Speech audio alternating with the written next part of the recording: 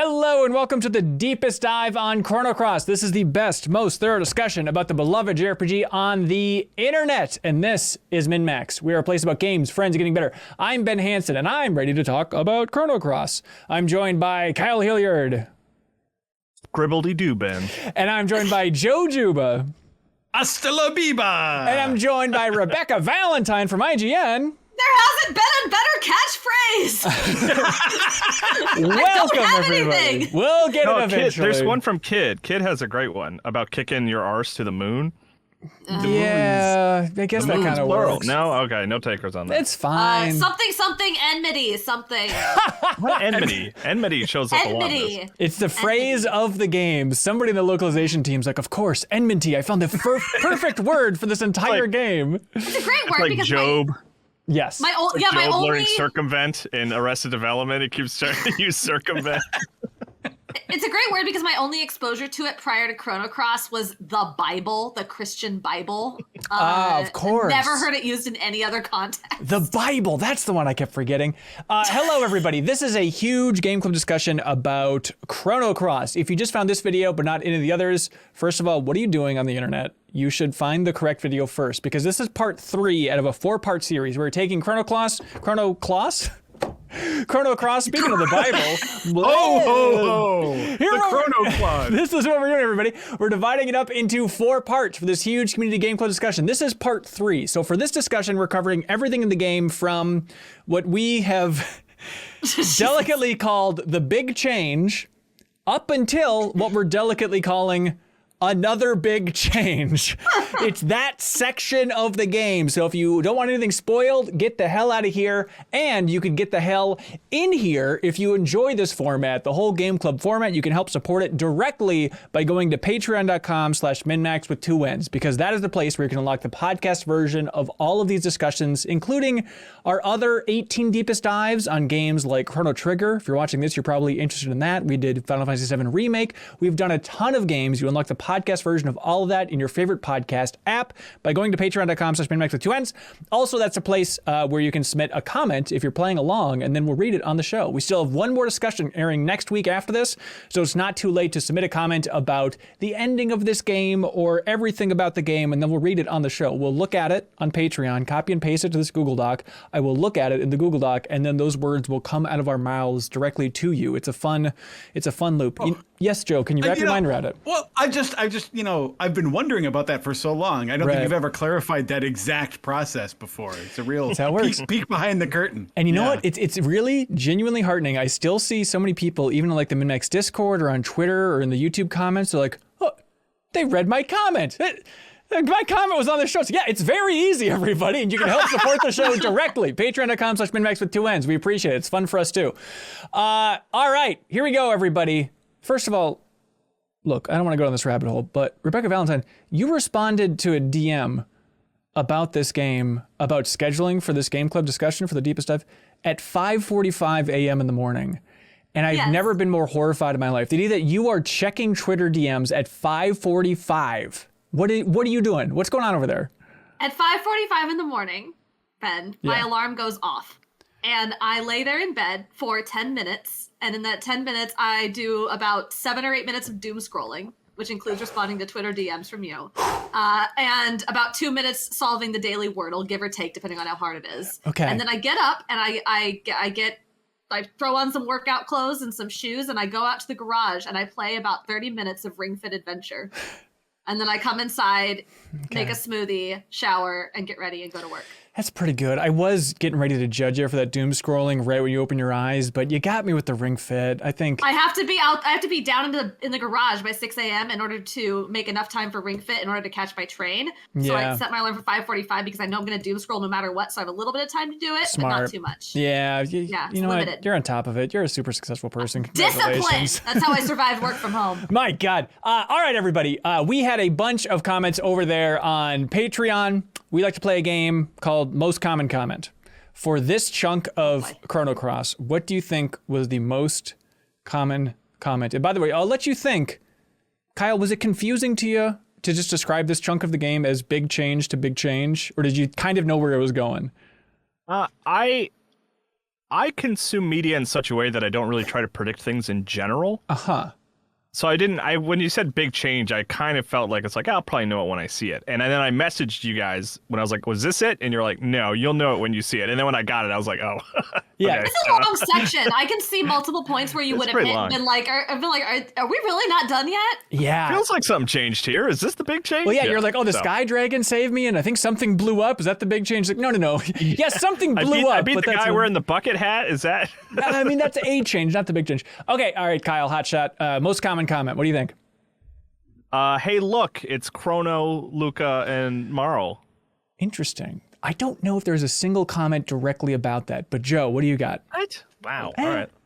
Boy, how about... They're wrong, not me. Yeah, I got it. I'd say, let's guess people complaining about the Dario boss fight.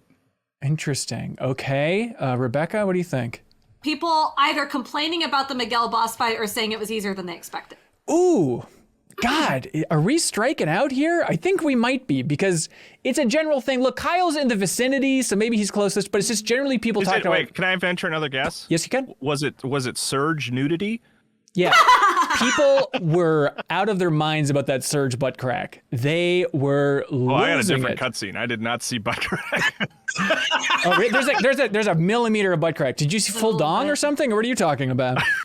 He saw his Biba flute. If My God, Joe Juba, this is a family show. No, it's people just writing in about the Dead Sea in general, how much they love the Dead Sea. So it's kind of encompassed with yours a little bit, Kyle. God. I'm kind of like kicking myself now because I had a note specifically that was like, oh, this is cool. Highways. This is awesome. I did not expect this. Yeah. All right. We'll unpack all of it. But hey, we should start by unpacking some things that have happened in the past, which I guess this game also does. But Matt Helgeson, Kyle, we used to work with him. He's the host of Crossfade, MinnMax's wonderful music podcast that Kyle's been on, Joe's been on, Rebekah's been banned from, actually. Yeah. But other than that, it's tragic. And I haven't been on yet. Oh, really? Oh, God. You know what? I'm thinking of Jeff Cork. You guys are interchangeable. You know what? I would say maybe keep an eye open. Oh, interesting. Ooh. Crossfade, favorite podcast app. Check it out. But anyways, I sent him the track that we were debating last time, Kyle, in the last episode, about another Arnie village and the finger slides, right? And whether or not they were digital and how that'd work. So here, just to refresh everybody's memory, here's how the track sounds.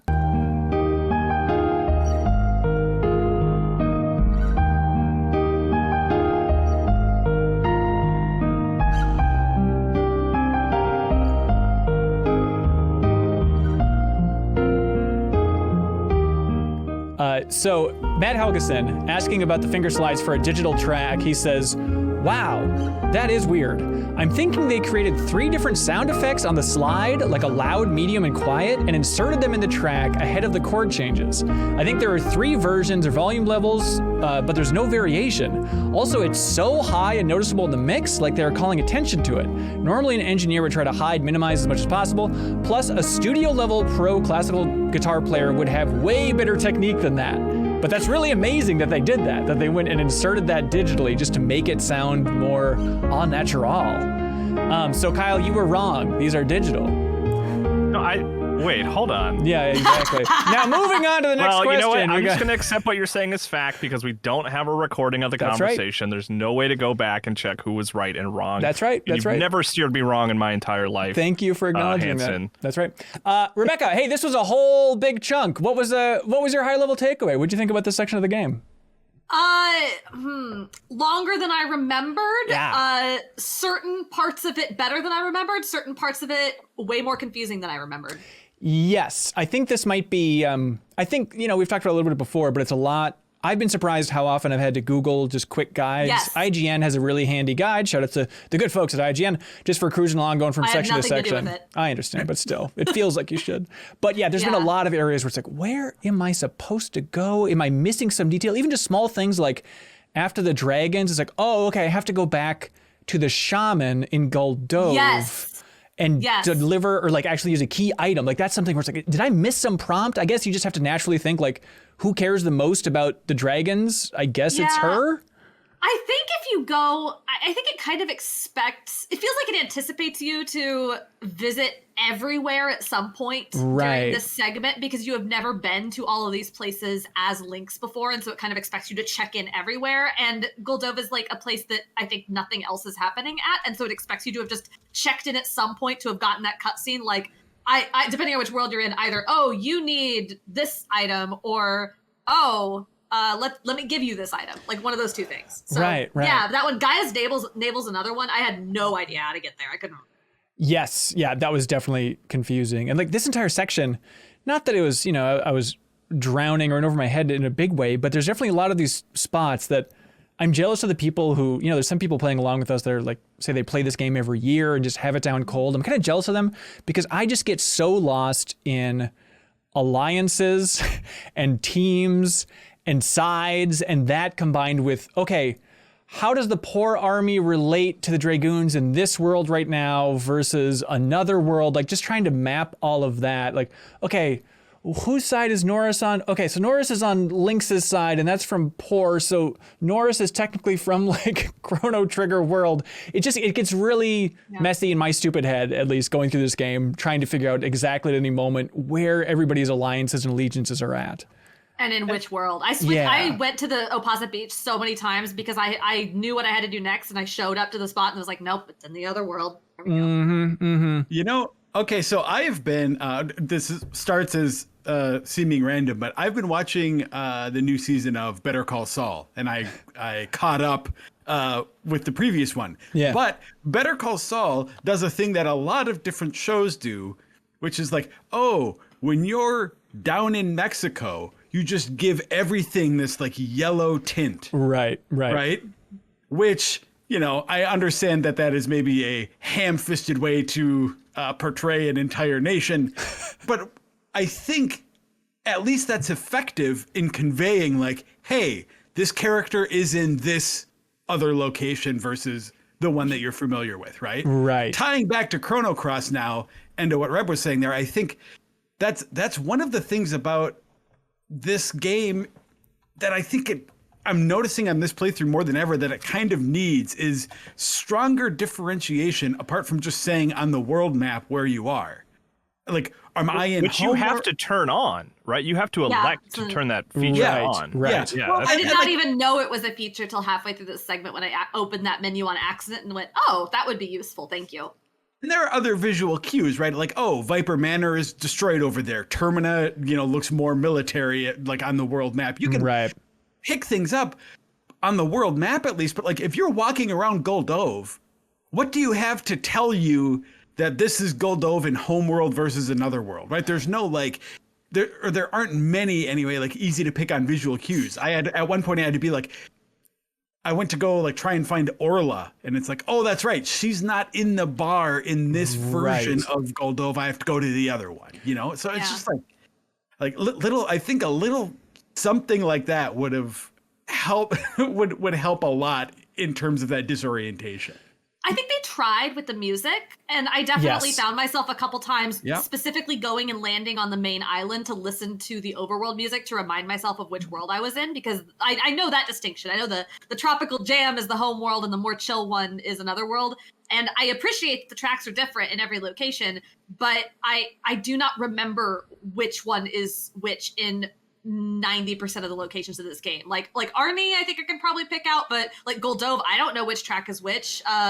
Marble Mule, I probably know. I don't know. Like I had to.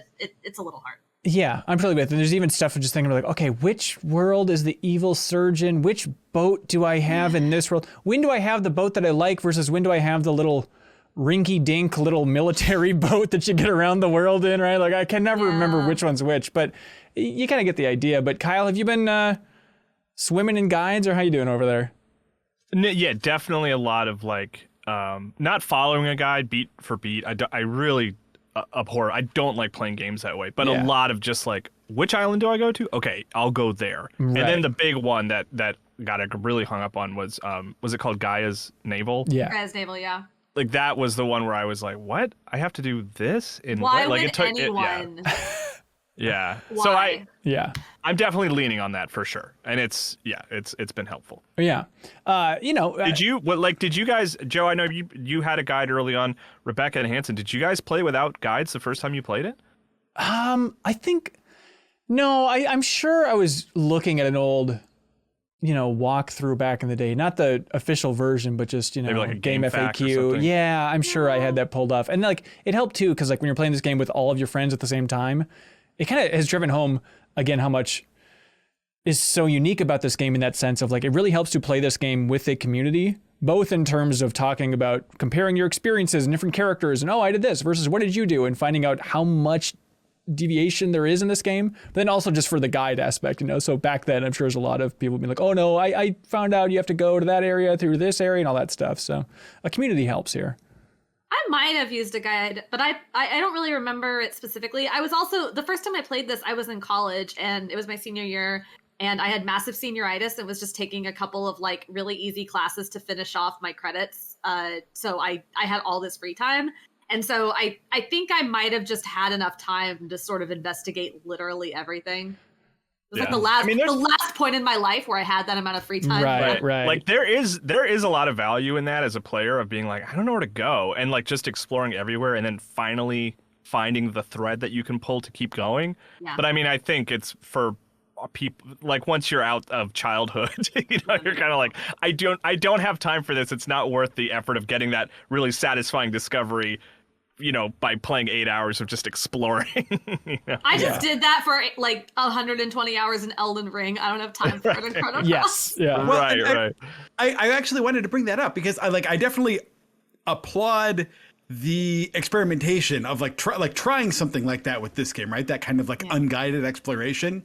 But it is very clearly a game of its era in terms of its attempts there, because like compared to something like Elden Ring, which I think at least like, I think there's a little more, I don't know if guidance is the right word, but they've sort of like refined the approach of, or like the vocabulary that games use to communicate things unexplicitly to players about what they should be doing and how, right? And this game you can also progress while you're lost, in other ways, But for Chrono Cross, it's just sort of like you either just have to like just trial and error, visit every place and talk to everyone and hope that something's different, or use a guide, which I think I used a guide so much when I played it the first time. I've been putting it down a fair bit on this playthrough, but this section especially, it was like, how are you supposed to play this? How are you supposed to know where to go? Yeah. Because to me, I just took it for granted because I'd always played with a guide. So it was like, oh yeah, obviously you go to this place or that place next. It just seemed apparent. And then suddenly all these years later, I'm going back to it. It's like, that is obtuse. Right. I mean, obviously you have to do the tournament on the pirate ship that is really difficult and takes a long time. And then when you finally beat it, you realize it was totally optional. Well, I don't know if anybody can call Janice optional. I actually think this section was definitely worse for it than other sections. I think up to this point, with a couple small exceptions, like Chrono Cross has been pretty good about saying, hey, if you want this, you should go here, or maybe this is the next place to go. But this specific section was very weird, and I think it was weird not only in not telling you where you needed to go, but also in hinting that you should be somewhere that was like 2 steps ahead of where you were supposed to be. Oh, really? Yeah. I had a really hard time with solving the whole Marbule demi-human concert thing. Yes. Because like I understood what I needed to do. I needed to basically get Nikki to sing the song at Marbule, and I remember like 3 different times I got off Zelbus and went to Marbule expecting everybody to be there. Like I was ready. I was like, all right, here we go. We're gonna save everybody, and nobody was there. And I'm like, what is the thing that is missing? And the thing that ended up being missing was this bizarre other thing, which is getting Fargo from the other world and bringing him over. Like, why would that be the thing that was? I mean, I guess I understand like logically now, but it did not. Yeah. I needed I'm totally with it. I needed some prompt there of like, okay, let's finish this quest later, or like something, because even then I would hit that weird vague dead end and then Google it and it's like, you got to make Fargo talk to Fargo. I'm like, well, wait a minute, am I doing this way too early, or is it actually supposed to be divided into 2? It's a little confusing. And like, I feel like, it wasn't too long ago that we did the deepest dive on Chrono Trigger, Kyle. I feel like Chrono Cross might be harder to navigate and just stick to the main beats than Chrono Trigger is. I feel like Chrono Trigger does a better job guiding. You know? Yeah, when we played Chrono Trigger recently, I don't think I used a guide. Like, I could be wrong. Maybe I'm misremembering. But if I did, it was very limited compared to this. Yeah, and it was weird. I was thinking like, well, I guess that's just, it's weird that Chrono Cross isn't more guided considering the evolution of the game industry in that gap. But then it's weird thinking that there's just a 5-year gap between Trigger and Cross. In my mind, it's like, it feels like decades or something. It's like, oh no, just 5 years, everybody. No big deal. It's been that long since, Rocksteady released a game. It's just a blink of an eye in the game industry. Another thing that stood out to me about this section, kind of on this topic that we've been talking about, is I remembered this game as having so much like dimension hopping, right? Like one world to the other world and this and that. And I was just convinced that I was misremembering that throughout the first 2 segments that we played, because I had forgotten how like linear, essentially, well, maybe not, but like how confined you are to certain time zones, right? You start in the home world and then you're in another world all the way through Viper Manor until, if you rescue Kid from the poisoning, then you get to go back to the home world. But if you don't, like I didn't, it's even longer before you get to go back to the home world. So it's like, it just felt like for those first 2 sections, it was just huge chunks of single worlds. And now in this section as Lynx, it's finally back to like, it's like, oh yeah, this is what I remembered. Like hopping to this version and that version and bringing this person to see that person and getting that chest and that. Though I also don't understand the logic about how things you do in one dimension affect the other dimension. What do you mean? Are there examples of it directly affecting it? Yeah. It's stuff that we can talk about here? Without spoiling anything? And you can there's ground that's too hot that you can cool, and then there's like something. That interdimensional? Yeah, so I don't think we've seen the conclusion of that yet, but we've seen like a part of it. So there's the ground that's too hot in Hermit's Hideaway in one of the worlds, and you can use the ice breath on it and it cools, and you get a message that says, oh, something can grow here now. And then if you do that, then in the other world, there's a weird plant there that you can examine. And when you examine it, it's like, oh, we can't pull this out. It's like humans can't get it. I believe that's a part 4 thing, but but it's in the opposite world, like that this has had this effect. And there's a couple other. When you close in the Viper in the sewers or in the Shadow Forest or whatever. Yeah. When there are those bugs coming out of the hole in the wall, whether or not you push the rock to like stop the bugs from coming out affects the like getting Funguy and like how you get the mushroom to get him. Right. Okay. Yeah. Brain Freeze watching us live on Twitch says waking up the black dragon is across dimensions as well. Like you just hear the roar in the one dimension. Okay. Thank you, Brain Freeze. That's a good one for sure. That's a good good point. There's some other character related ones too, which I actually think like sort of related to what we were talking about earlier with things being obtuse. I do think this section of the game is presumably the last one as well, but definitely this one understands rewarding weird experimentation, because this is the first moment we had a couple brief flirtations with this, but this is the first section of the game where we've really had a robust roster of characters that we can then drag with us to meet their other dimensional counterparts. Right. And there are so many fun rewards for taking Norris to meet Norris, for instance, even if it's just like a goofy little scene between the two. But yeah, there's a lot of like optional stuff you can unlock just by saying, hey, this character should meet this guy. And like, I think in like exploring the little island with the trail of smoke on it, there's nothing to indicate that you can land there except there's a little column of smoke. But if you go there, it's one of the cooler moments. And so, yeah, there's a lot of rewarding of sort of poking. Yeah, I think, one of my favorite, I know he's a complete dud, one of my favorite little stories of characters between dimensions is like the story of like Van. I love the idea of like, no, I just love Van. I'm all in on Van, just like you, Kyle. I know you're always choosing Vans. But no, it's that idea of, Van being a failed artist in one world and a super successful artist in the other. But like, I understand he sucks to use. I tried to use him. I'm not going to go back, but it's still like, I like that idea of like, it turns out to be a successful artist. It's just kind of the flip of the coin. Like the whole story with his dad where he's like, hey man, you got to go out there and just see the world and explore it. And I understand that there's only a few people in this world that are actually happy and they're probably lying too. But like, Van, you deserve to go out there and see what you can do, you little failed artist. It's pretty subtle. I don't know if you guys caught this. Yeah. It's pretty subtle. But his dad's name is Go. So And his what? name is Van. Wait a I don't minute. understand. Can you Van explain the Go. Oh, because Nice. vans are vehicles that go places. Right. Yeah, that's Smart. how I took it. Yeah. joke? Is it Yeah, like yeah. a shoes I don't. Okay. Yeah, I'm waiting for a character to have a full mental breakdown seeing their counterpart. And like, there's some stuff in this section that like Norris, where it's north of Lena. But I don't know, do you have other good examples of like the best characters that really pop when they see their evil twin? I thought Norris's was pretty funny. Yeah. I mean, it was basically just, this is weird. Well, I don't really have time to contemplate why this is happening. Back to business. Like, Right. Yeah, that's it was just basically really it. funny. Don't bother me with this stuff. Yeah. Yeah. Ryan I don't Vogt know. writes in with the Go stuff. He says, funny how in the home world, Van has the save money sign that Go is displaying in another world. It's a great attention to detail.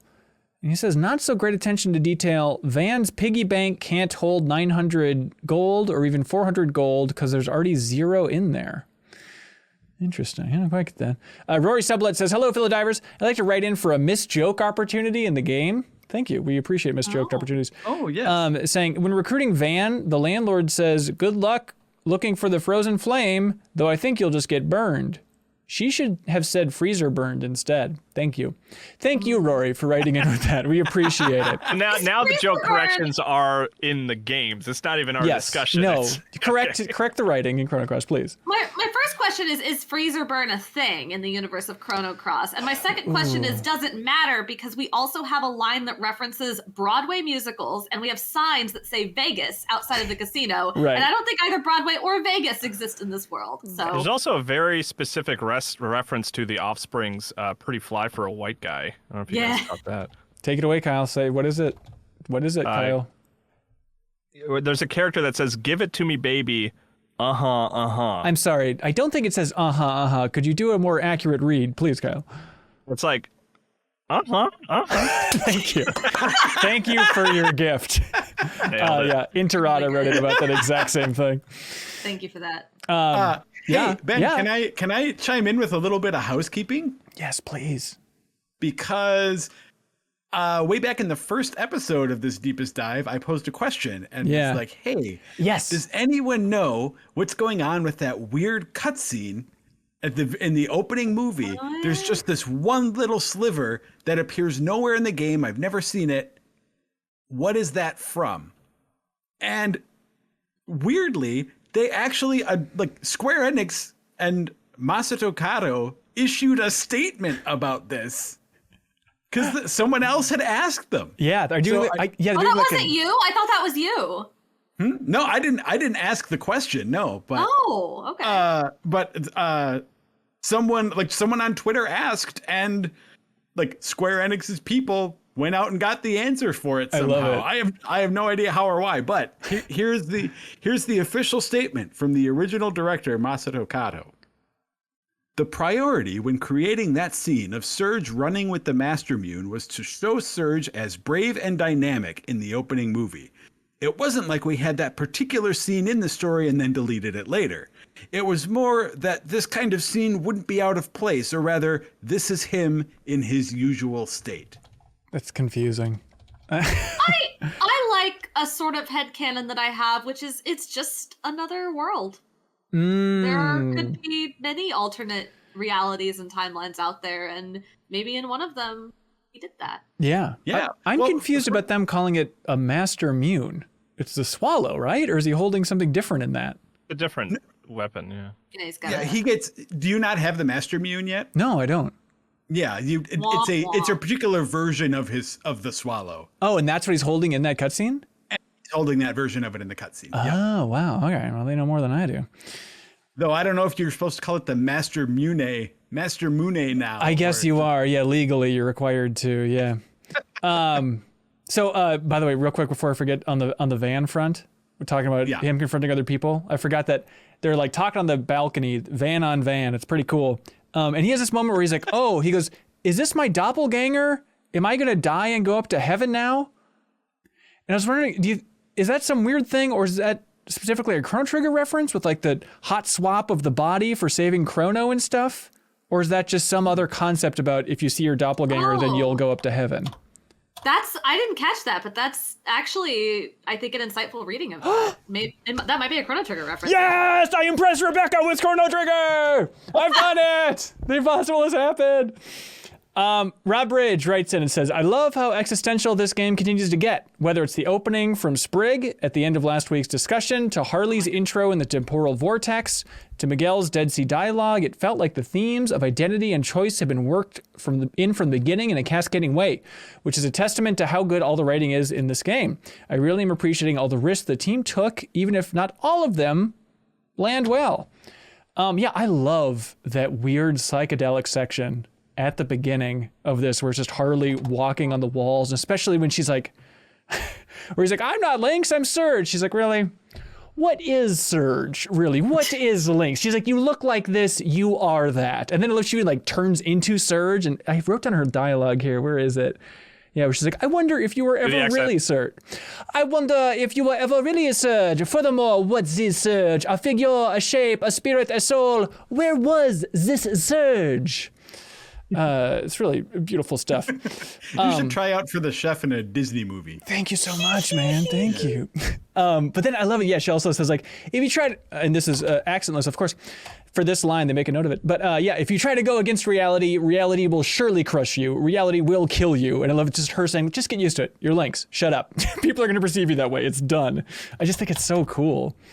Yeah. I mean, we talked about it last episode, but lines like that, and I mean, I'm sorry I did not write down specifics, but some Harley fan, this guy. But they're it is so much darker than I remember, or like dark isn't even necessarily right, but it's like this. It's just sort of like bleak and nihilistic in some ways that I did not remember. Yeah. Or even maybe understand when I first played it, you know? Right. And you got to wonder, how much that's in the original script, how much of it is the localization. I mean, I have to imagine a lot of these very heavy, big themes are there, especially considering, how they're also in Chrono Trigger with the concept of the entity and all that fun stuff. Like, Masato Kato likes working in these big, grand ideas. And I love that they're coming through in such a big way. Mm. I'm still a little confused about, and if this is coming up, please don't spoil anything, of course, but like that psychedelic area, honestly, when we stopped in the last discussion, I was like, I think this is Marbule. It's just like a weird, colorful part of Marbule, because Marbule is also really colorful and vibrant and weird.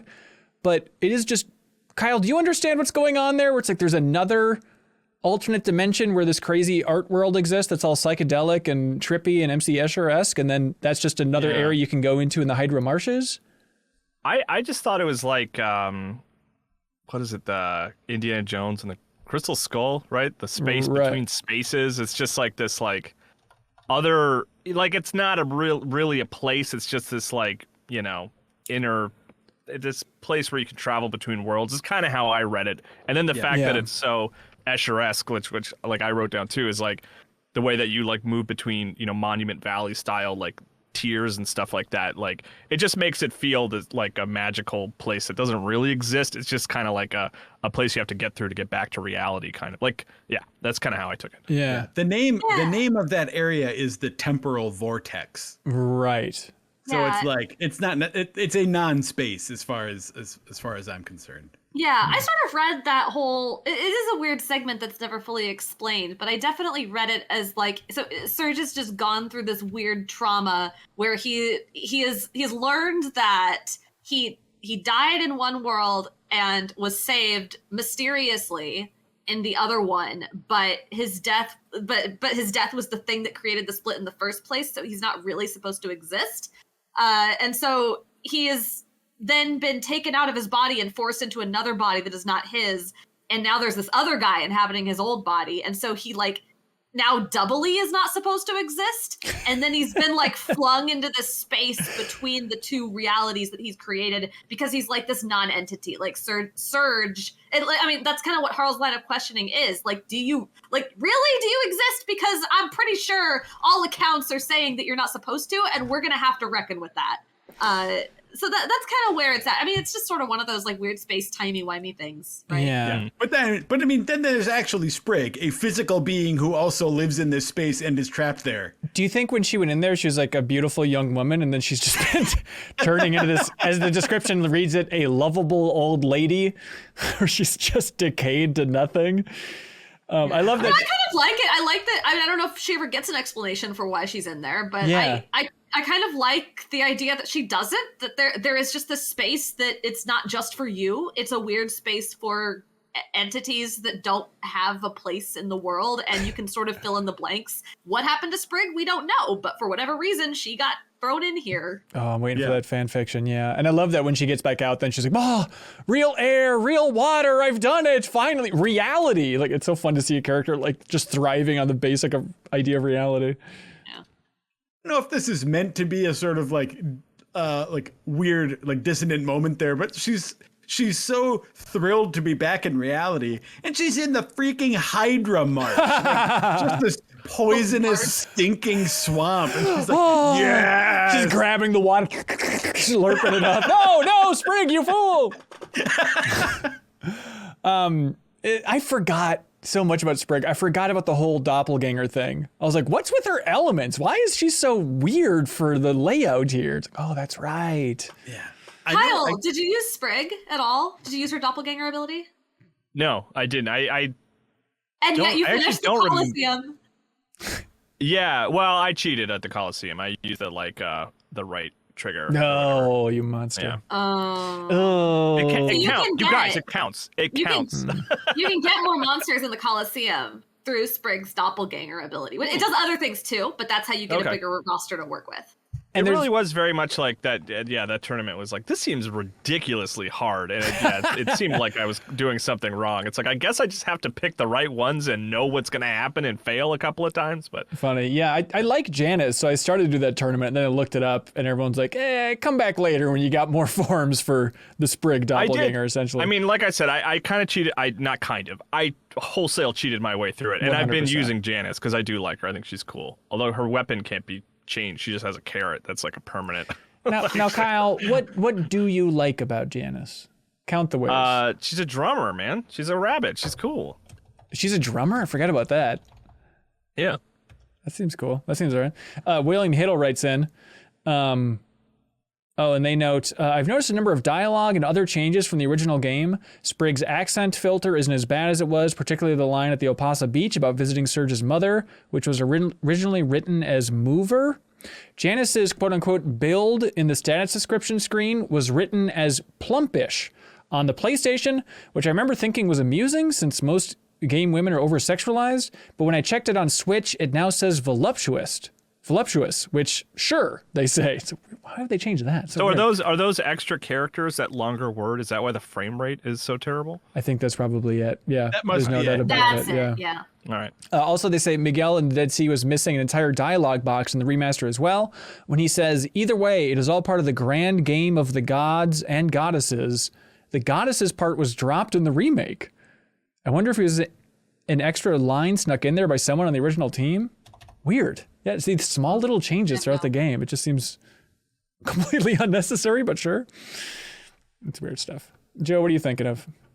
I'm just thinking, in that case, if I were in that position, I'd be like, I think Gods is like gender neutral. Right. So it's like, but then also, I don't know, that could also be something in terms of like internal mythological consistency within the Chrono Trigger universe. Like, do they have gods and goddesses, or is it just like the dragon gods, and that is, you know, the way that term is used? Like, it's possible that within the fiction of the Chrono Trigger like world, there are not goddesses. Right. That god is just like the inclusive term there for, you know, male, female, or otherwise representing. Mojo god. Yeah. Yes. You know what I would have done if I were in that position? What's that? I would have prioritized stability and frame All rate. right, buddy. Okay. That's what threw it all off, that missing dialogue right there. That's right. So Brain Freeze Once again. 10 in the chat also points out that there's a change in the scene where it goes over the history of the world before Serge gets his body back. It doesn't light up the wall in the background for some reason. And I remember thinking, this scene, something's missing here. Like, this doesn't seem right because it's just this light that's moving along the back. Right. There's nothing else happening as the dialogue. And I was like, I don't know what's supposed to be here, but it seems off. Maybe I'm just remembering it wrong. But yeah, you're right. Like, now I'm remembering there was a whole scene back there going on. So what the heck? It's supposed to be like lighting up, kind of like a visualization of the story. There's like images in the back showing like the history of the world. That's I interesting. remember this now, and they don't light up. That's really weird. I don't know. Tony the Swordsman submits a comment over on Patreon and says, so is there time passing when you travel through dimensions? When we get back to our world, Lena is still watching her siblings swim and Mom is still telling us to go. So are we just heading back to that same moment? Did our date even happen? Or is the day mundane enough that that's every morning? It's a great question. I don't think there's any time travel happening here. I mean, they acknowledge that you've spoken before, so even if that kid is constantly jumping off the pier, Yippee! there's like an acknowledgement that, you know, we've talked recently. So I don't think there's time travel. I don't know. Yeah. No, I mean, I think this is just art, like the state of RPGs in the early 2000s, which is like people just stay in one spot and they wait for you to come talk to them, and that's their life. I also fully believe that this is the kind of patriarchal society where a young teenage woman might be expected to watch her younger siblings day in and day out so the men can go get the fish or whatever. Right, I believe that. Ugh, just an entire life of watching kids yell yippee and jumping off a dock. Ugh. Hanging out with that bummer of a fisherman over there. Oh, God help us. I love, I think it's interesting going back to Arnie Village and they're all just so freaked out about a demi-human being there. Then you try talking to the old man at the entrance. At a certain point, he just looks at you and, Harley comes out and she's like, hey, buddy, I'm going to kick your butt to the moon. So she kind of mirrors that thing that kid says. And then the old man just looks at her and goes, freak! And that's the big culmination there. It's like, okay, quite the way with words. This weird racist town. Turns out my hometown is racist. Yeah. Speaking of freaks, we moved past Sprig, but so I know I talked everyone's ear off about Pip last episode. Oh yeah. But because I thought Pip was like the weirdest character in your party lineup. Right. I had forgotten about Sprig. I think Sprig is probably the weirdest character you can take along with you. Oh, Joe, no, we have so many weirdos in this section. No. What are you doing? Oh, I'm sorry. I should say, there are tons of weirdo freaks that you can bring along. I meant just in terms of like gameplay mechanics, the string. Okay, Yeah. fine. Like if you want something, like if you want to inject something strange and different into the way your combat works in Chrono Cross, bring Sprig along, because that initial selection of doppelgang forms is pretty lame, but you can get some really cool forms that you can just change into regularly once you get that doppelgang. Like there's those big rock things in the Earth Dragons? Yeah. Kind of like the those crab things? Yeah, those big like rock crabs. Yeah. You can turn into those. That seems cool. You can turn into the Wingipede. What? Really? Yeah. There are awesome. all kinds of things. And I don't think we can get it yet. I don't have it yet anyway, but there's an item that will let other characters, it's called the Forget-Me-Not pot, but there's an item that when you equip it on someone else, then when they kill enemies, it can be added to Sprig's list, so you don't have to do it with Sprig every time. Right. But that just means you can fill out Sprig's doppelgang list with it's just a sideshow collection of really weird things, and a lot of them have like access to abilities that you realistically wouldn't have access to yet, like the weird 2-dimensional thing that you fight in the vortex. Yes. Yep. Can cast black hole at a time in the game that you really don't have access to black holes. That's cool. Are you using Sprig, or are you just appreciating her from afar? I'm using Sprig, or have been a fair bit. Wow, look at that. Oh, okay. Yeah, I mean, like I said, I'm kind of I'm trying to do a weirder playthrough this time to dig into elements that I hadn't really used before. So Yeah, anyway, I love it. That's Yeah. cool. Lapis wrote in saying, it's notable that Pip is the only character to rejoin Surge when he's in Lynx's body if you recruited him earlier on, because he says it's the inside that counts. Did you know this, show? I didn't know. Where do you find Pip? I don't know. Again. I had no idea. I had heard that, but I didn't find Pip anywhere. No, didn't I either. had no idea where he was. I didn't know where he was. Oh, Jaren writes in and says, hello, I am Zoa. I'm a 28-year-old Libra, and I'm here to protest beauty pageant sexism. There we go, Jaren. Right. They say, this game is pretty weird at times, but I'm definitely enjoying the wacky cast of characters and enemies in this section. I'm rotating in new people far more often than in the first two parts. Which characters are your favorites so far? Yeah, Kyle, how's your team looking these days? Trying to remember, I was pretty I moved people around a lot, but I'm trying to remember who all I used. Janice I kind of kept around because I liked her abilities, and she was red, and so it was you got a lot of bonuses for using fire and stuff with her. But I'm trying to remember who else. Had to have Fargo in there for a little while. Ooh, someone researched. God, who's the woman? And I'm so sorry. It's because I don't remember anyone's names or anything. But the person who why am I struggling so much with this? She's like the fortune teller at the town that we were just talking about, how hard it was to know that you have to go to her to give her something, and she gives you what the dragon tier. Yeah. Stina? Stina. Yeah, her partner, who comes with you. Yeah, I used her for a little while, and then I used the cave girl from Leah, really? Gaia, because that felt like a kind of a direct line to Chrono Trigger a little bit. So yeah, I've been hopping around a lot. Yeah. I've been hopping around a lot too, and especially, do you all have a element strategy or an equipment strategy when swapping around characters, or are you just manually going in as well and just, okay, I'm going to strip this person of all the elements and then kind of rebuild it on this new person again and again and again? Yeah, I'm manually doing it, which is honestly the thing that is keeping me from swapping my party around very much. It's a pain in the butt. Yeah. So last episode I was all adamant, oh no, I don't auto allocate elements, which I wasn't doing then because the element grids are a manageable size.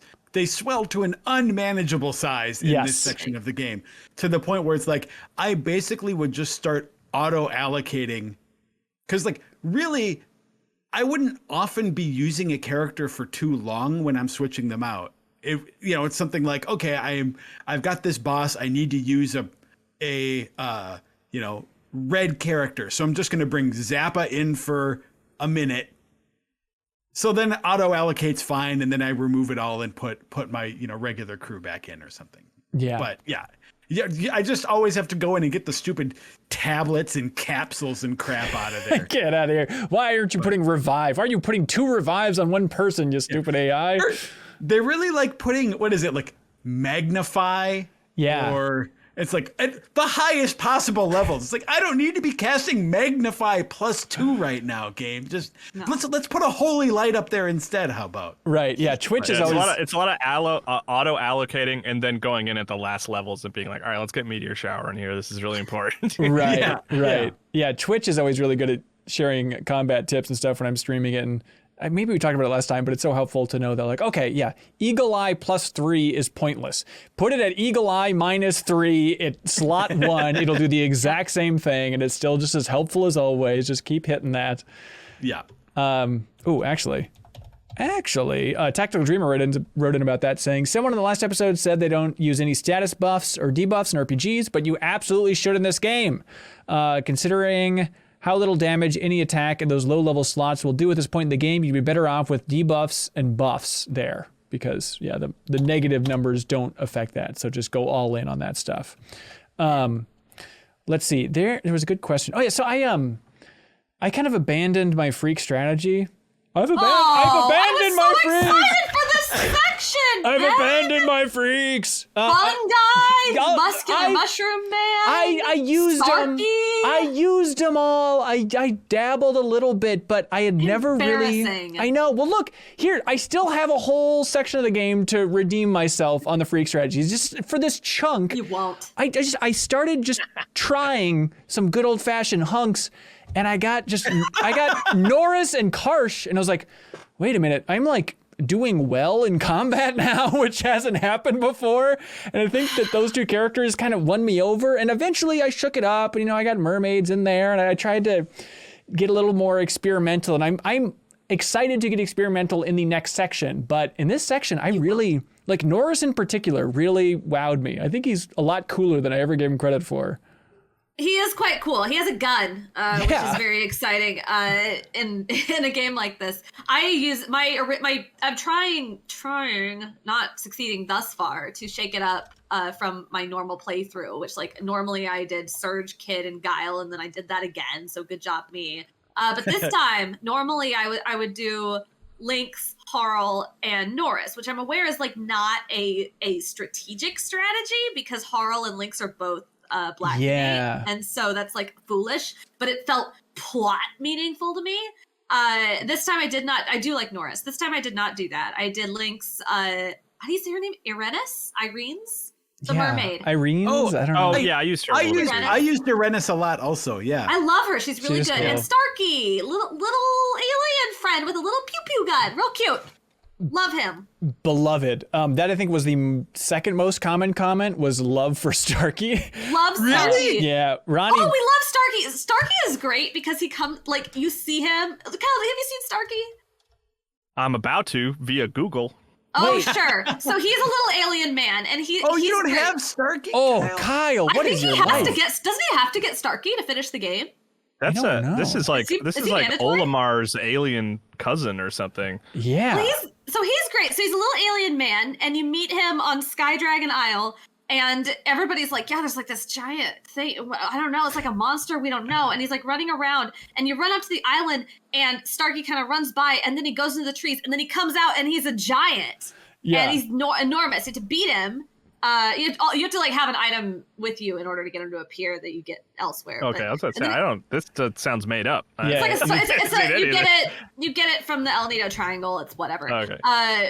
It's one of those things that you kind of gotta just discover. But then he joins your party, and this little alien guy, and his like special techs at like level 3 or 5 or whatever they are summoning a giant mech down from the sky to like shoot things. It's cool. It's really incredible. And I think the thing that I love the most about him is, one, how absurd it seems to have a little space alien man in the game, but then the second realization of, this entire series already has an alien in it. The villain of Chrono Trigger is a literal alien parasite that descended from the stars. Yes. Why would we not have a little alien spaceman in Chrono Cross also? I was thinking the exact same thing as you, of like, how crazy is it that like, the Chrono series has like outer space. I was like, oh no, I guess there's a lot of outer space in Chrono Trigger, but it's just weird to think that like maybe Starkey flew by Lavos' home planet or whatever on his way to crash land in El Nido. Ronnie Barrier writes in and says, is Starkey the coolest character in this game? There's an argument you can make. Absolutely. A tiny blue alien who crash lands in a fantasy setting and calls down a Gundam for his techs. Also, Ronnie says, very quickly, the very quick and dirty crossfade after the first part of the victory theme when something mildly good happens is always funny. It's like Mitsuda is waving his arms at the musicians frantically trying to get them to stop playing. Dun, dun, dun. That's good. But yeah, Jordan Brown writes in and says, if you go to Arnie Village Homeworld with Starkey, he pulls a new ray gun from the belly of the big fish the guy caught in the El Nido Triangle. Starkey then learns the proper way to say thank you and even gets a little text pop-up as if it was an ability he learned. Oh my god! I hope I can still do this in part 4. This is so cute. Starkey is the most precious goddamn character in the game. I love him. Look, he's cool. There's no doubt about it. Well, good guy. Okay, I have a Starkey related question. Yes, they're always welcome here. For every, because I think answers must differ here, because so like Harl leaves your party in this section of the game. Before she leaves, I had I saw a conversation with her on the deck of the Invincible or the Zelbus, I don't remember which one. Yep. That where she's like describing the meaning of like the purpose of tears to Starkey. Yeah. Yep. Did you see this? Yeah. For sure. Kyle, what did Kyle must not have. Kyle, did you have a scene on the boat like before Harl left your party where she talked to anyone or indicated that anything was going on? No, I don't think so. I'm really feeling like I missed something with the Starkey character. Well, you probably did, but that's confusing. Yeah, Sean Mills wrote in about that section. Just to jump ahead a little bit, sorry for being out of order, everybody. They say, I really enjoyed this section, but one thing that bothered me was how characters seemingly leave your party at random times. Even outside losing all your characters from the first 2 parts at one point, Harley asked me if I prefer her or the world. And when I said I wasn't sure, she randomly left with a bunch of my best equipment and elements that I couldn't find a way to get back. I'm sorry, I didn't think you were better than every person on the planet. Maybe if you met Starkey, you would realize other people can be cool too. So does she stay if you say you pick her? No. Oh, Okay. really? I thought she did. Interesting. No, you lose her regardless, which I remember. So remember in the first episode, I said I had an old save that had like all 45 of the characters in it. Yeah. Harl presents a huge problem with that because normally you just carry over your roster from the end of the game. But there's a complication with Harl because you don't have her at the end of the game. You have to do this weird thing to lock her in where you like beat the game early in New Game Plus, so you have a roster that has her in it, so you can draw from it, and so it's complicated. But that's very weird. Is there like so I mean maybe this is skipping ahead, but is there like a New Game Plus level like Chrono Trigger gimmick of jumping into the barrel and jumping straight to the end of the game or something like that? Yeah. Okay. Oh, that's awesome. Yeah. John Skovic asks, have any of you gone back on decisions or changed your mind so far? That Harley one was one that I regretted. Where I'm like, I think I can go the middle path. I like Harley. I think she's really cool. So I'll just say, I don't know if I can choose between you or the world. And now knowing that, like, okay, it would have ended with the same result no matter what. I'll stop feeling guilty about not sticking with my lady, who I'm not even using in combat, because it doubles up on black. It doesn't make sense strategically. I'm with you, Rebecca. I felt much less sympathetic towards her this time around. Sure. Up to this point, you really like.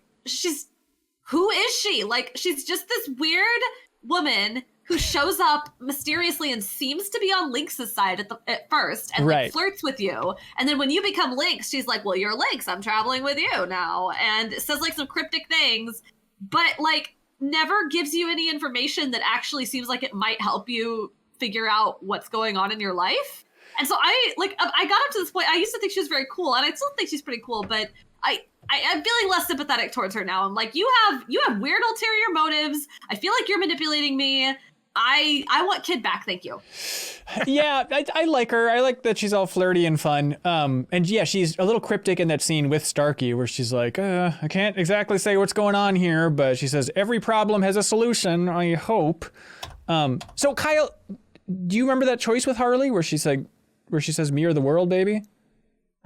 Honestly, I don't, because like I never used her in combat, so like, well, sure. She didn't really, she didn't stand out to me as particularly more important than anybody else. So like, the weird thing about her is that she was in that MC Escher world and seemed to know more. Right. But like, once I got past that part, I didn't really think much of her. So when that decision came up, I didn't put a ton of thought into it.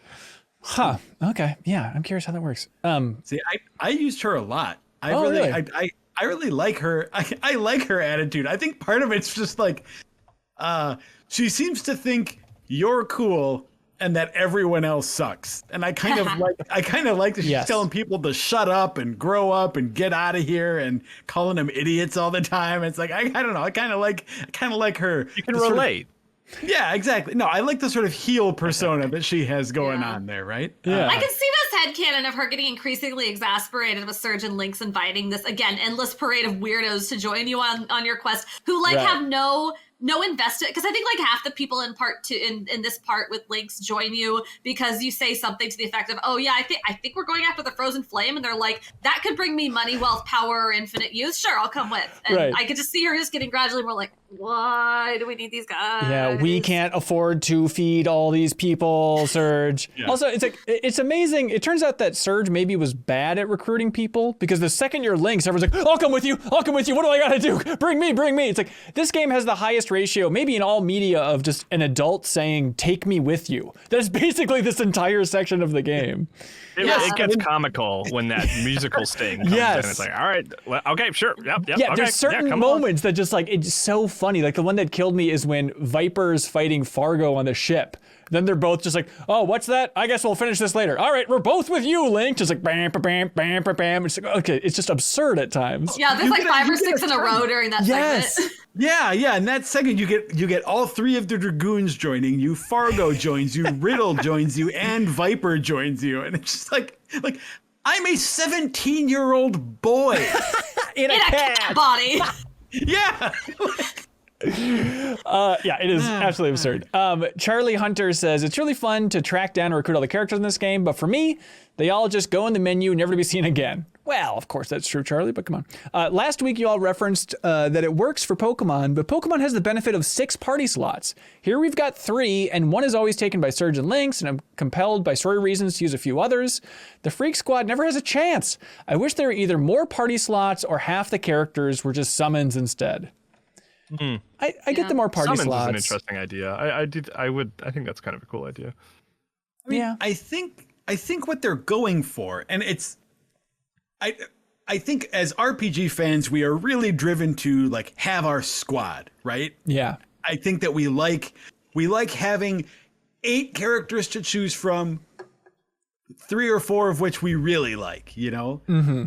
But I think the design of the game is such to like that they are really deliberately trying to break you of that habit. I think they really don't want you to have that crew, especially with the way that element system is set up is like explicitly to make you take people in and out of your party. It's like, oh, you have a green boss here. Well, if there's a yellow character you use all the time, you maybe don't want to bring that yellow character right now. So then it's like, okay, or a frequent one that happened to me in this section was like, okay, I use like Lynx and Harl a fair bit, but if you're going up against a black and 8 character, who are your white options? I mean, like Starkey, which is another reason why he's great. That's right.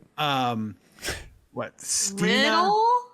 And Riddle. I think it's there might be someone else, but like you don't have many options there is what I'm saying. So, then suddenly it's like, okay, well, if I really want to optimize this like fight against a white innate character or a black innate character, I got to try someone new.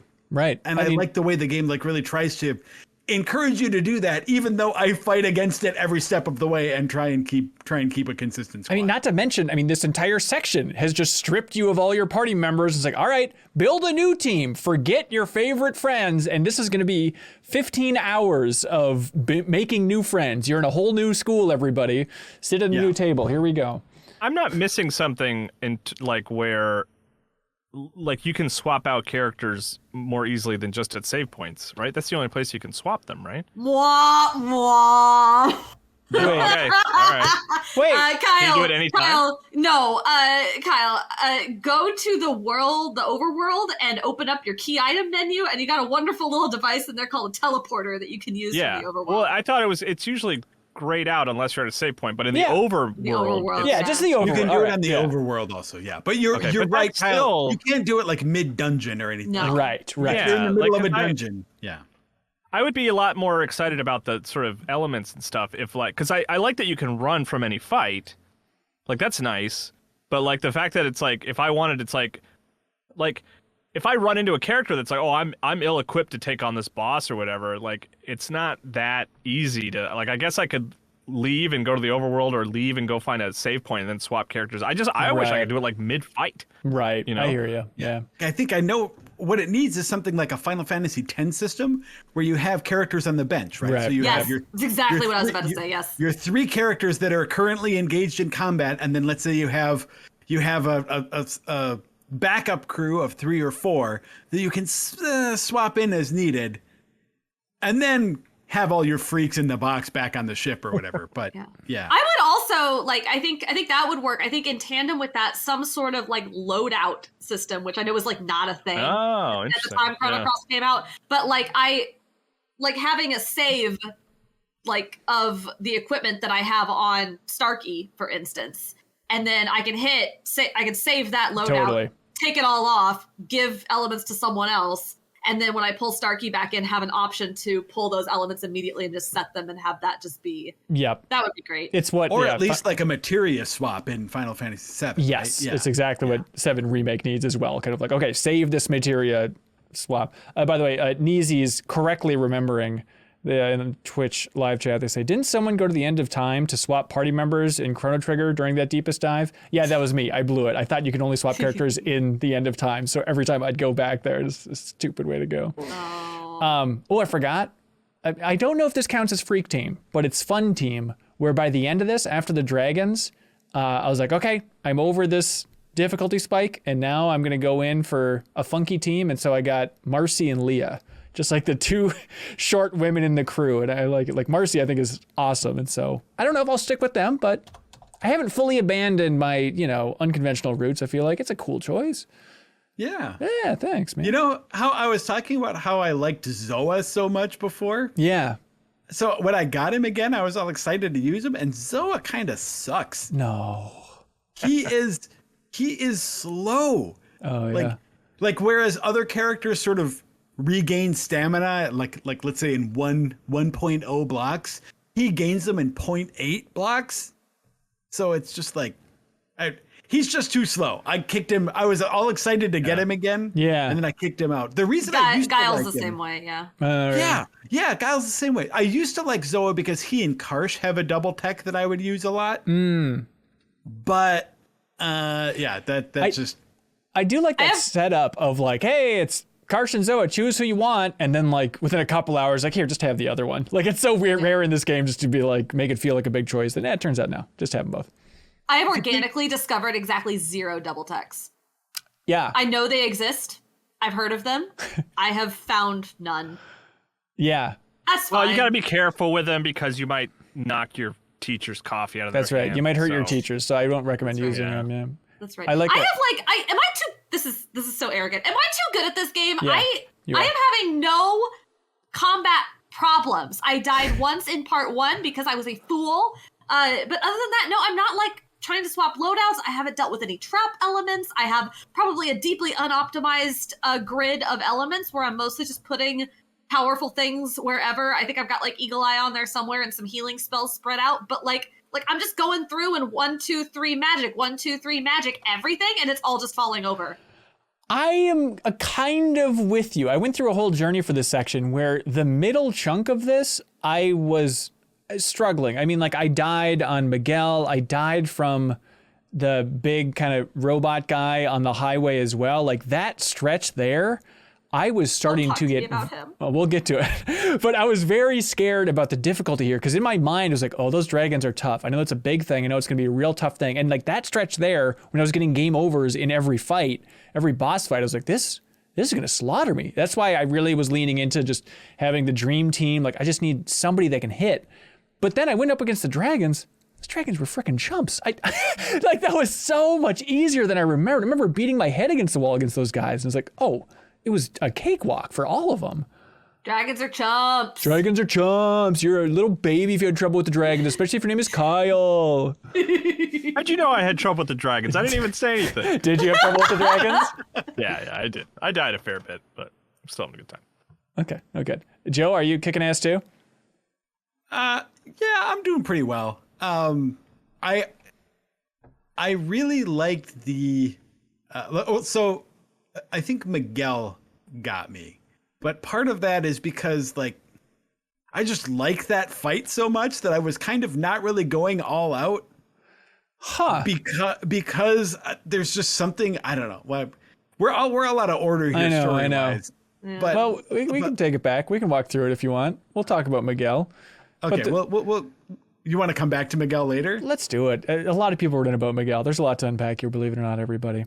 Okay, let's get on track. Finally, the important question from Charlie Hunter here on Patreon, saying, hey, when I talked to the poetry waitress at the bar in Arnie as Lynx, when I first got back to Homeworld in this section, she referred to Surge as the leader of her fan club.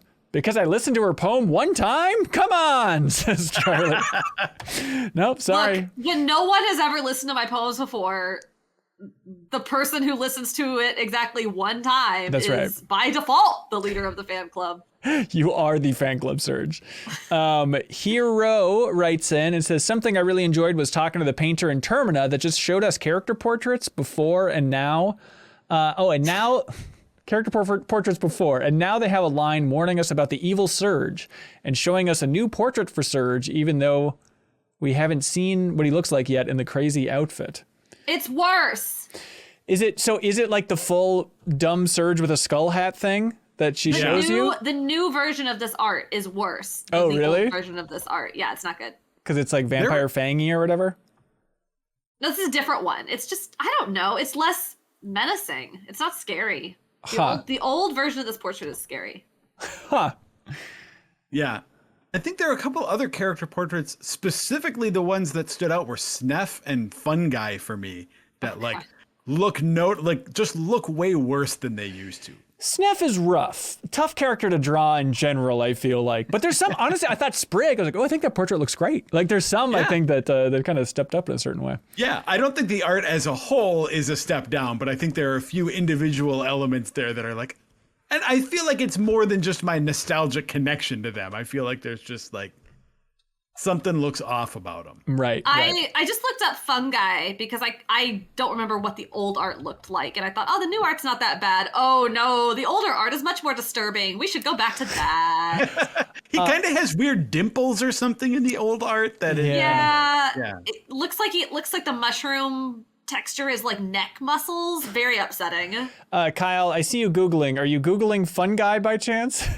Yeah, no, pretty much because like I don't know the characters as well as you guys, so like I was like, it's like Snaff, and I was like, oh, okay, I remember Snaff now. I'm basically anytime you guys say a name, I'm Googling and being like, okay, I know who that person is. Or this Funguy character, it seems like a fan fiction made up thing. There's no way this is actually in the game. I did not see this person. A prime candidate for Ben's parade of weirdos. Yeah, yes. He's in there. Garrett Blossing Game wrote in on Patreon and says, Funguy is hot, and we should definitely be having that conversation. Oh, no. No. Sorry, Garrett said it. We got to have the conversation. There's no way around it. He's truly the George H.W. Bush of Chrono Cross. What? What am I missing? Incredible. You really don't know what I'm referencing? I can't believe we've gone this far without bringing it up. No, what? You and Joe's Chrono Cross as the president's feature for Game Informer.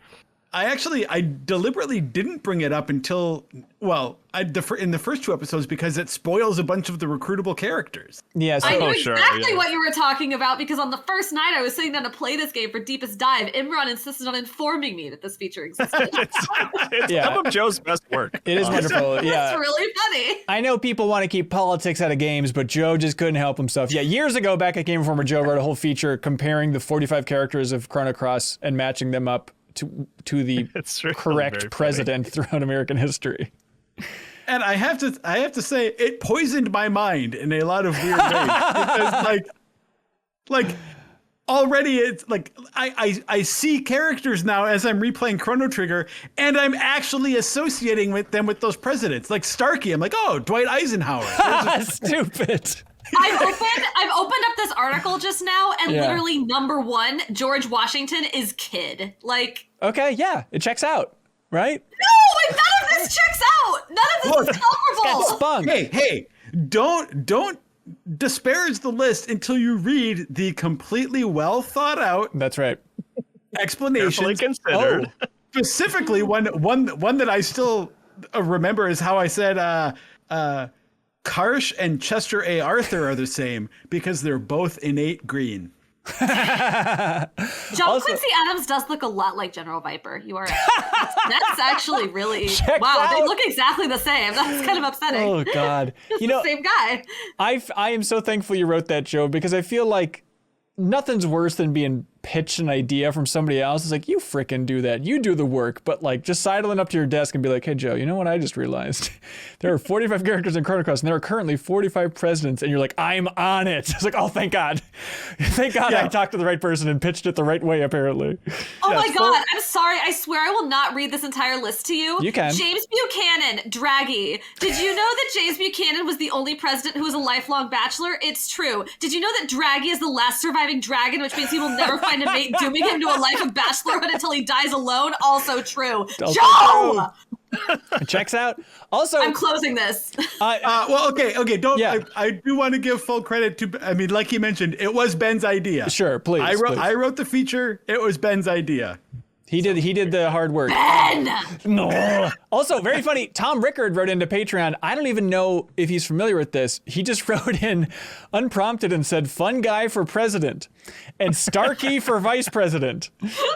I love how zany the characters are getting. My girlfriend saw Funguy's character model and just said, "It looks like if a pervert made Toad more realistic." Yeah, that's about right. Brandon Knox wrote in and says, towards the beginning of this segment, I did a subquest in the forest to retrieve a mushroom for a man who, upon receiving said mushroom, turns into a giant mushroom man called Funguy. That's how you get him, Kyle. Funguy was very upset at us for giving him this mushroom, and he joins our party saying, "I'll stalk you through the depths of hell." I really like this idea of a character who's been wronged by someone and decides to go with them everywhere, helping them anyway, very angrily. Yeah, he's a really important character. I mean, I used him for a while. I don't know how much he keeps up like the attitude of cursing you to the depths of hell. It's amazing. Normal ones all. Yeah. Oh, they're so good. You can take him to meet himself also. He's the lady who runs the element shop in Termina. He like lives in the little back room there. Husband, yeah. But he's not a mushroom in the other world, is he? No, he's not. He just is a dude who loves mushrooms in the other world. But I think he got like sick from eating a bad mushroom. Because when I took Funguy there to meet him, he was like his other self. The non-mushroom version was like sick and laid up in bed, and Funguy didn't even talk to him. He just sort of looked at him with like exclamation points, and that was it. But, I didn't get Draggy. I looked up what I had to do to get Draggy, and I was like, whatever it was, I didn't want to do it. I had to go back through Fort Dragonia or something. I had to do some puzzles or something again. Or where do you get Draggy? You kind of have to start it early on. I don't know if there's like a point of no return where you can't go back and do this. Yeah. But the first time you go through Fossil Valley, like very early on, you can pick up a big egg from underneath from underneath the big bird. Oh yeah, I do have that. Yeah. And then you just gotta sit with this egg. Which, by the way, how does Surge's inventory get from Surge's body to Lynx's body? Questions. Who can say? Yeah, the clothes at the end. Also, when he's like naked, then he walks out of the Fort Dragonia thing. And he's wearing Surge's clothes. Like, what is this? Like, okay, whatever. Yeah. But yeah. Well, so real quick with I have that egg. It's just a waiting game, or well, is there something no. else So I think you can probably still get him, Kyle. But when you return to Fort Dragonia at the end of this section, you can take the elevator down to the basement. And when you went down to the basement, the first time you went to Fort Dragonia, I do not remember which world these are in. There's a bunch of like smashed eggs, and there's nothing you can do. Yeah. Oh, right. I tried to put an egg there then. Yeah, like, you couldn't do it there because they're all broken. But now when you're going in the other world, there's one that's still active, and so you can put the egg in, and then Draggy will hatch. Okay. Maybe I'll try that.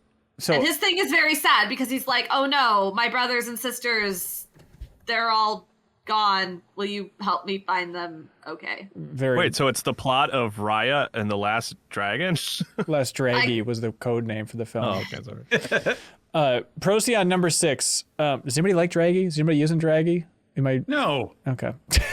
How dare you? Look, I'll spend hours trying to turn the one weird thing into a demon or whatever, but I use Draggy? Come on. Yeah. I do love the idea of like, it's such a stupid name, but it's like Starkey's also a stupid name, but somehow Starkey rules and Draggy sucks. Everyone just knows it. You can't get Draggy till the very end, and at this point I am like very invested in my 3 people, and I know I'm about ready to switch. I know what's about to happen at the end of this section, and so I'm like, nah, I'm not this guy. What? Right. No. Prosaic number 6 says, after playing the first 2 parts of The Deepest Dive, the game had yet to click with me almost at all. However, this past section was 1000% more enjoyable. The plot felt much more involved, even though I was playing the game as a Starkey Norris buddy cop movie.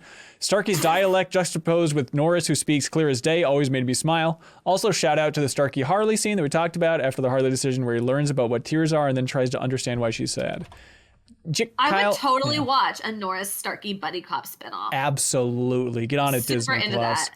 that. Yeah, I think that was one of my favorite scenes of the game, like that Starkey Harley thing. I think that's like those quiet character moments is something this game doesn't really have enough of, I feel like. Just, okay, here's a little vignette of these 2 people having a heart-to-heart, which is some of the strongest stuff in Chrono Trigger. And I feel like even the last section where they're by the campfire with Kid and Surge, they have it there. But I want more of that stuff. I feel like it gets undermined a little bit by just the absurd accents that the characters have. Like Starkey's weird double vowel thing, which, I mean, again, I like Starkey, but right. in terms of, I think it undercuts the sense of like, oh, this is a dramatic scene if this character's talking in fake German or this character has a, conspicuous lisp or whatever. Right. Yeah, that's true. Okay.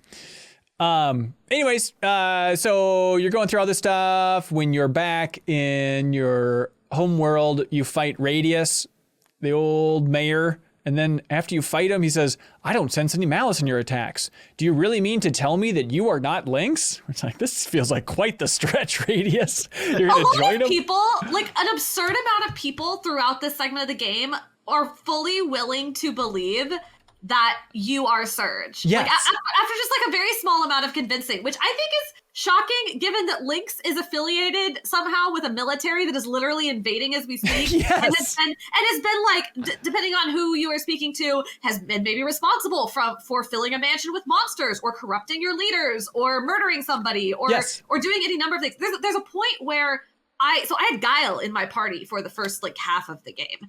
And there's a point where you actually can run into Guile again as Lynx. And you can talk to him. And Guile is like, wait, you're Surge? Well, that's cool. I can't help you right now, but best of luck to you. And it's just like a weird thing for him to immediately accept, especially given that he was in the room when Surge stabbed Kid for me. Like, right. Like he was right there. He watched this happen. Like, really? You don't think that I'm just Lynx and I'm trying to deceive you for some evil end? Like, why are you all so willing to believe that I'm Surge? It is weird. Even like, Norris, he talks to Lynx and he just immediately goes, are you really Sir Lynx? You seem different than I remember. Like, you imagine talking to your commanding officer and be like, are you really General Patton? You seem slightly like, what? Why would you assume? Well, the other thing is that dialogue that we talked about earlier from Harl, where she's like, look, you're Lynx. You need to accept that. Yeah. I thought that dialogue was there to like let me know as the player, like, no one's gonna believe you that you're Surge, so you might as well just role play as Lynx for the foreseeable future. And so it's like, okay, I guess that's who I am now. I'm Lynx and I got to accept that. And then it's like I meet 2 characters later and they're like, oh no, you're Surge. I know you're Surge. Right, it's like, right. Oh, okay.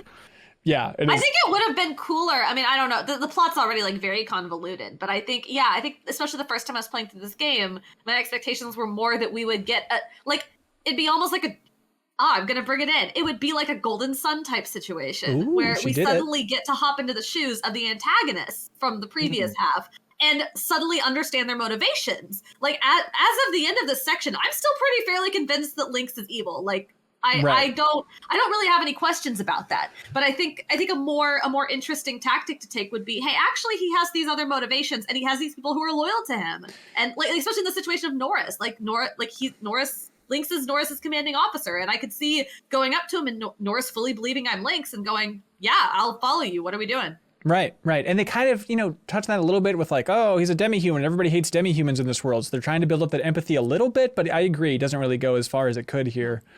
And Garrett wrote in here, Garrett, blessing game, again, of course, saying one of the problems with the silent protagonist is that they can't express if they're at all traumatized. And that becomes glaringly obvious with both Lynx and Surge's body swap.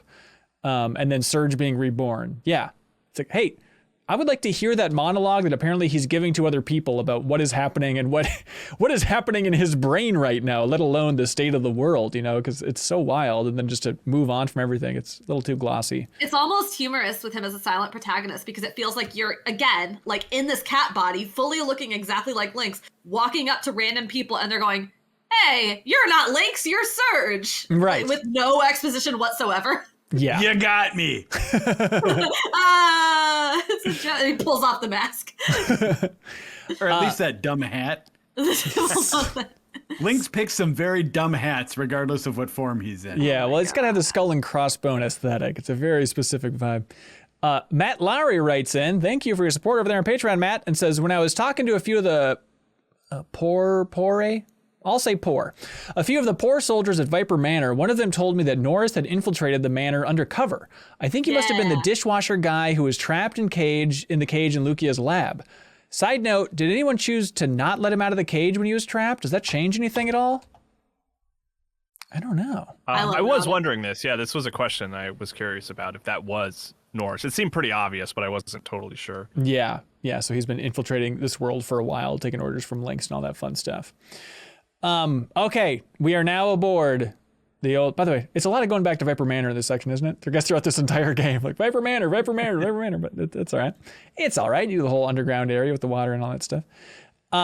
So now you go to the SS Invincible and it turns out there's a cruise ship docked onto it. I forgot about this entire vibe, and Fargo is just a waste of life in this world. He's lost all of his cool pirate edge. And I love... Woe is me. I couldn't help but enslave the demi-humans and make them work on my cruise ship. There was nothing else I possibly could have done in this situation. What's he gonna You should do? all have sympathy for me. What a jerk. Yeah. My God. He's no Grow good. up. Yeah, the other Fargo and eventually goes to meet him and just calls him like a sissy boy, and he has a bunch of other like insults for like this version of Fargo and all that. Yeah. I love going on the ship though and seeing Sultan Pepor in this world. They just have like a comedy show on the stage. Yeah. And I love, like, my favorite part is talking to everybody while the comedy show's going on with Salt and Pepper, and everyone's just confused. Everyone's just like, what kind of show is this? What is happening? I love the idea of, like, nobody can comprehend because their comedy is so bad on the stage.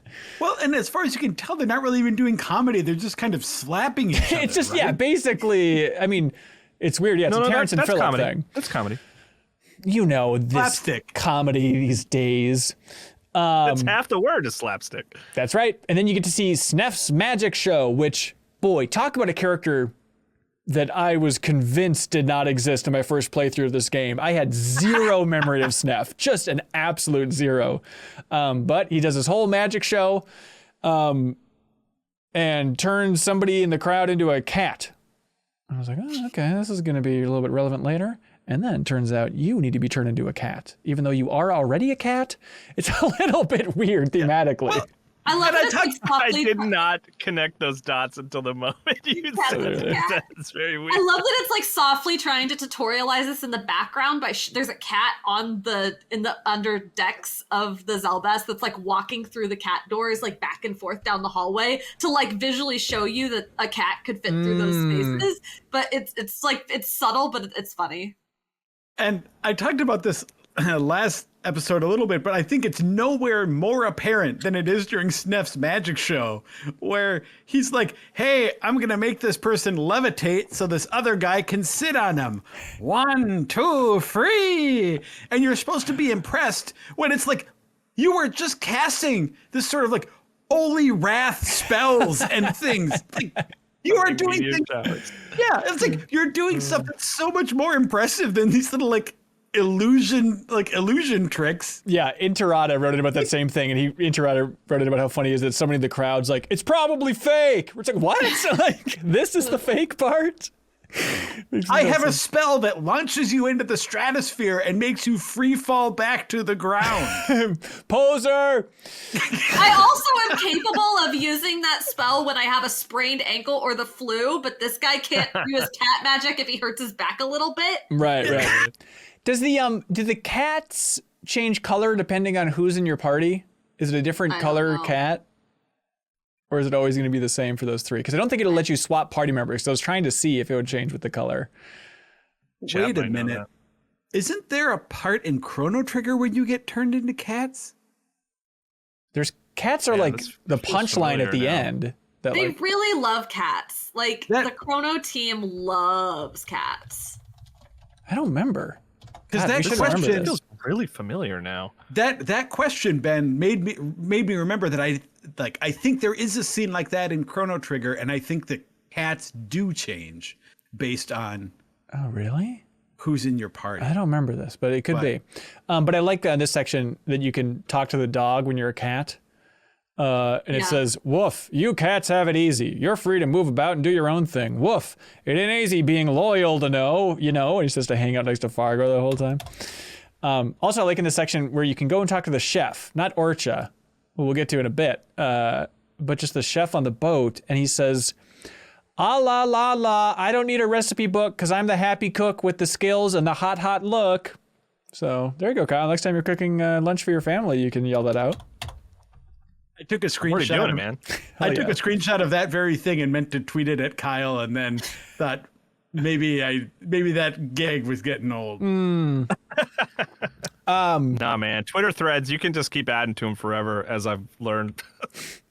I love in this section, I think there's a couple parts in this section where it does a good job of like bringing a bunch of different storylines together. And like this was one of them where Fargo was talking about his backstory with Irene's, and it's like, wait, so Lucia is involved? Lucia, the scientist, she was trying to save Irene's sister Zelbus, but then could only save Marcy. And it's like, oh, I love that idea that, okay, the world's more interconnected than you think.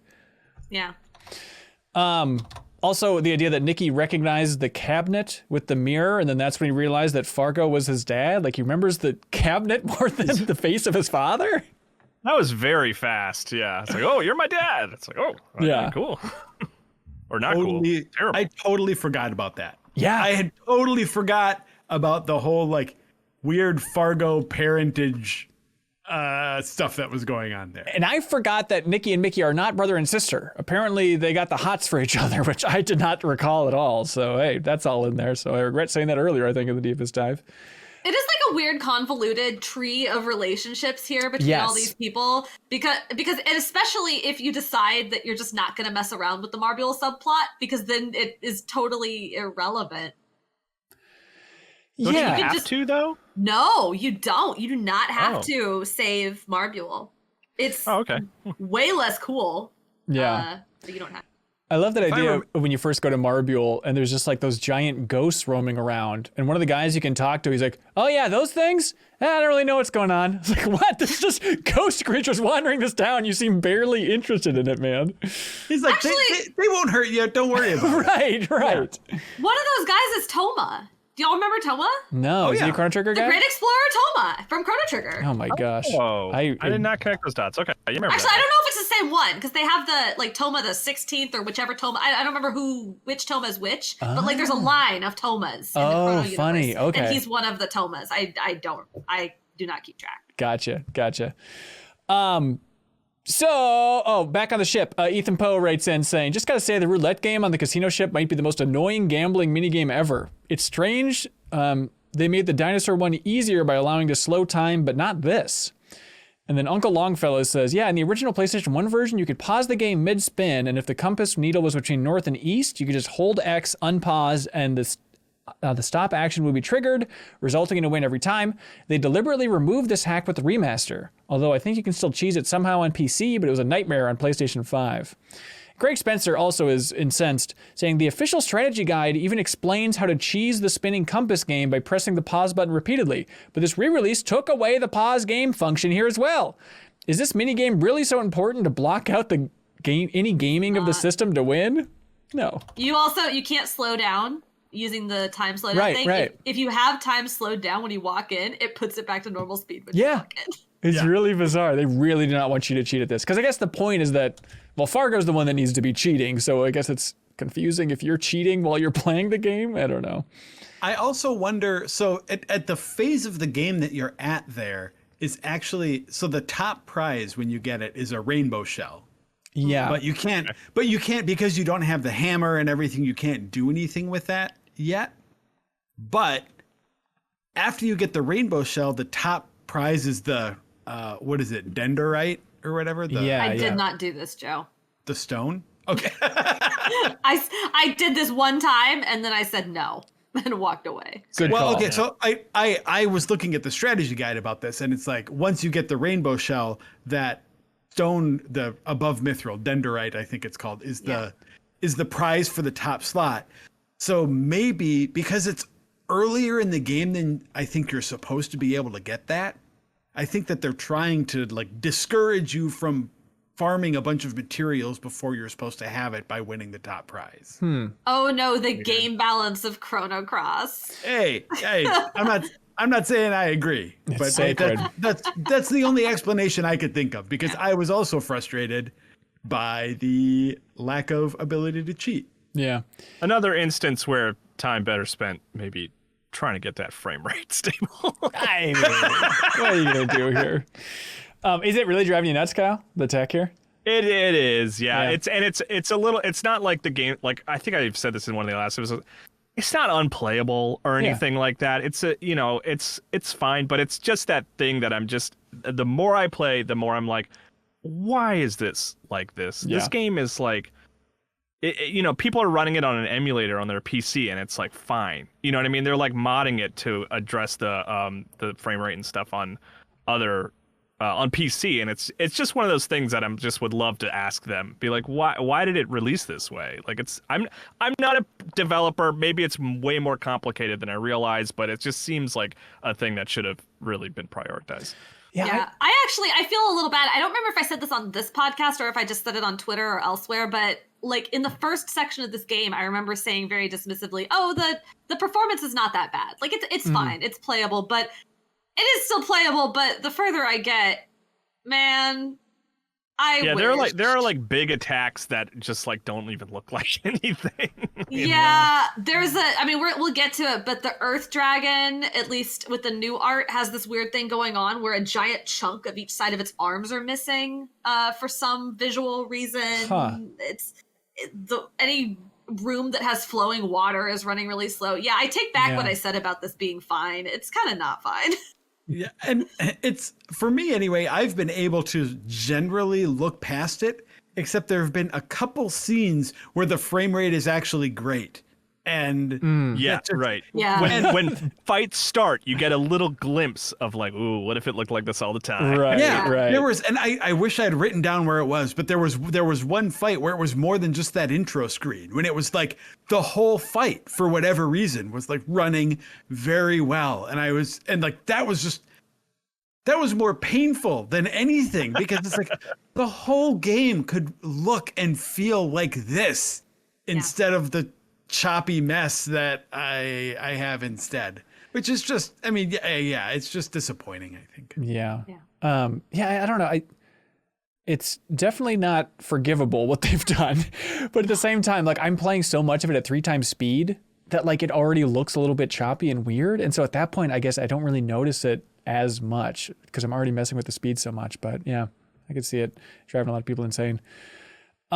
This entire section on the ship where it's like, the sage, from Marbule, and he's saying, could it be that you were carrying the burden of fate for all the human race? No, for all life forms. Like everything around this section is just so melodramatic, between like the family drama and the demi-humans and everything here.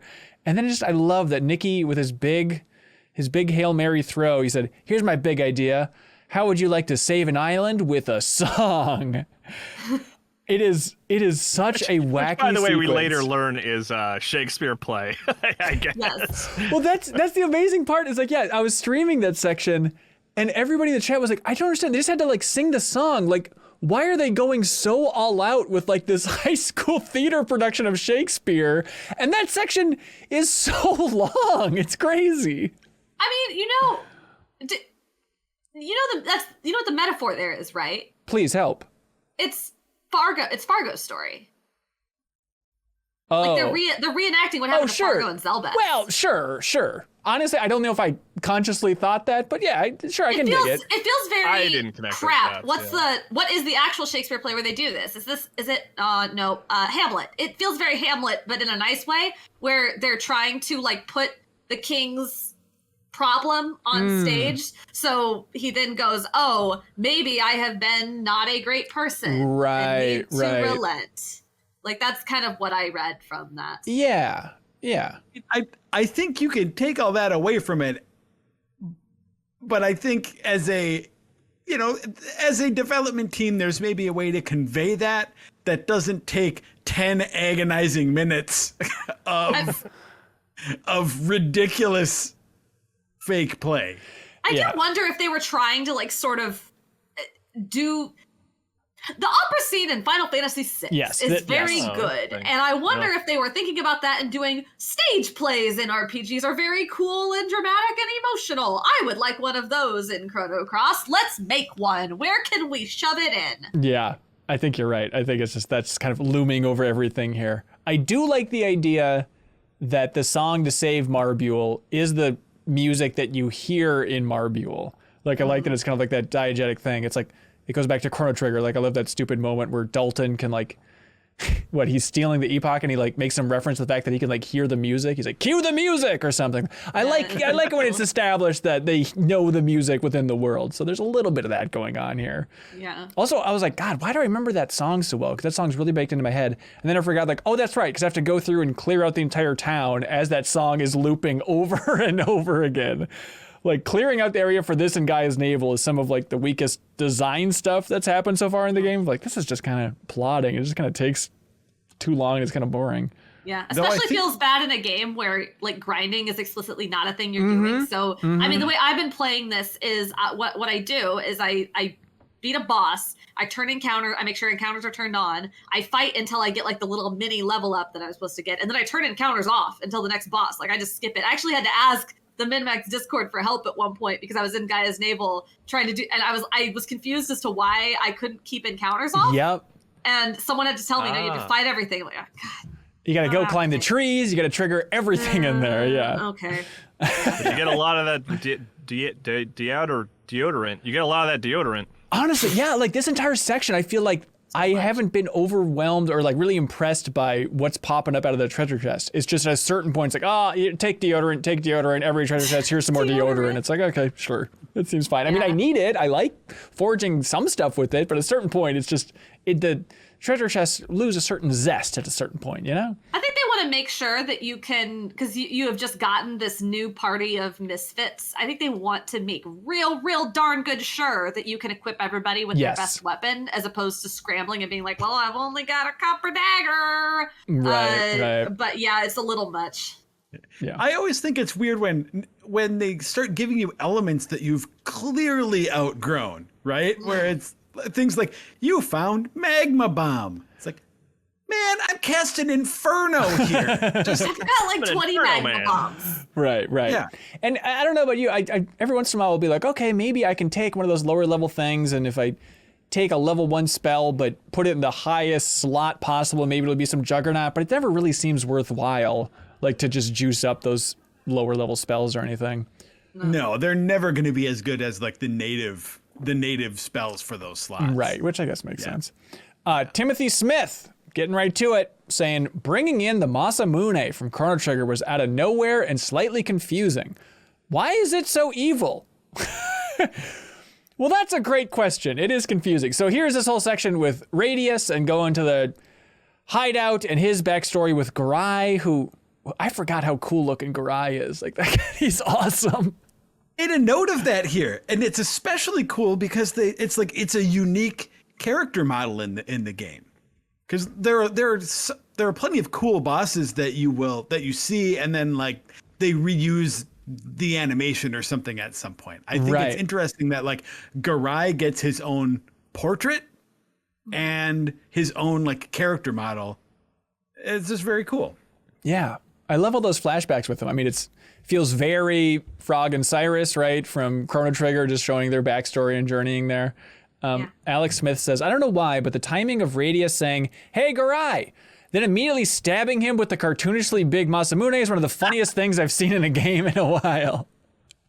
And then he follows it up with it, no! The full Darth Vader screaming to the heavens after he realized that the Masamune corrupted his soul because it is fueled by hate and sorrow.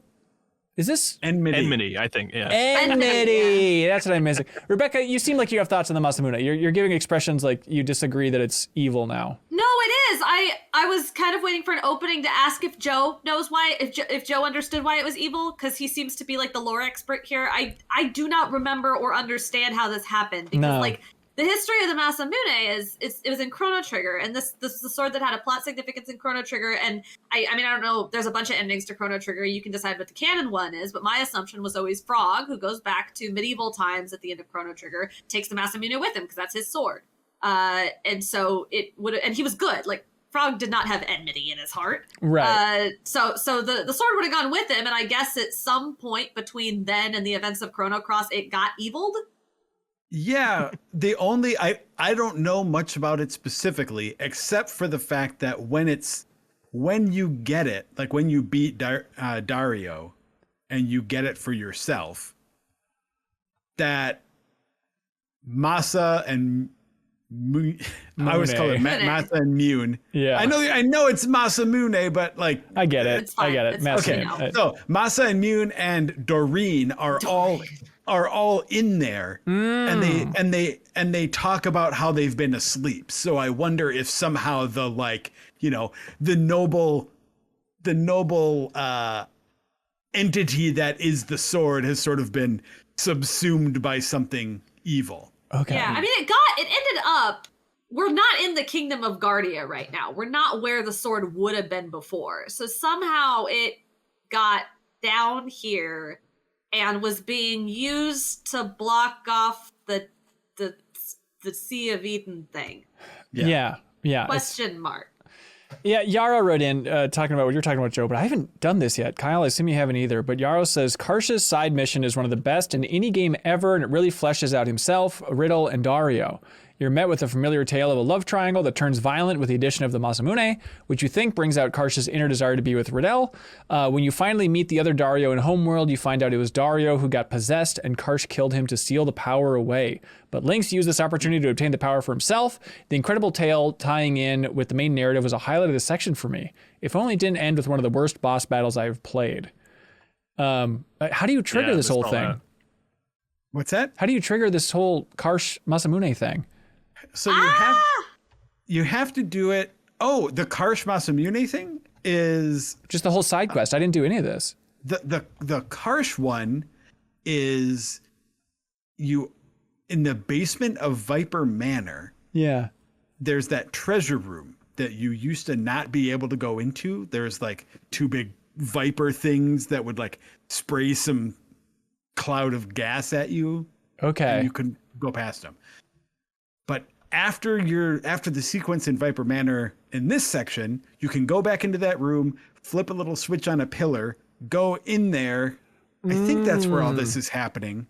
You can skip this, actually. You can skip this. Well, who has to be in your party to get? Because the text when you try to get past it is like you have to have the general with you, and I remember earmarking that and being like, I'm going to come back to this. Live chat. You don't put a treasure chest and like don't let me come back to it later. No, and I don't. You know what? I'm talking about the wrong part. Actually, you can go back there and get this chest now, but it's actually after you go up the throne room is where this stuff is. So there's that throne that goes up, right? Yeah, and heads out towards the section where you went to fight Lynx at the end of the first segment. If I may cut you off, Joe, Chad is saying you're confused. Joe's mixing up the rooms. No. I'm saying it correctly now. I was confused. People are saying I didn't do any of this, and I got no. This part, the Karsh side quest, is in Viper Manor, where there used to be a robot standing on the far, guarding a door. Okay. Yeah.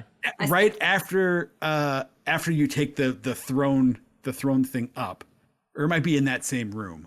But out over there is a chest that you like solve a little riddle thing, push some stuff around to get this chest. And there's a note left by Salt and Pepper saying that they took the treasure that was in this chest and that Karsh needs to come. Okay. Come find. There we go. So you don't have to do any of that. You can just go straight to the Isle of the Damned. And when you try to go, because I was just poking around, like I didn't know what I was doing.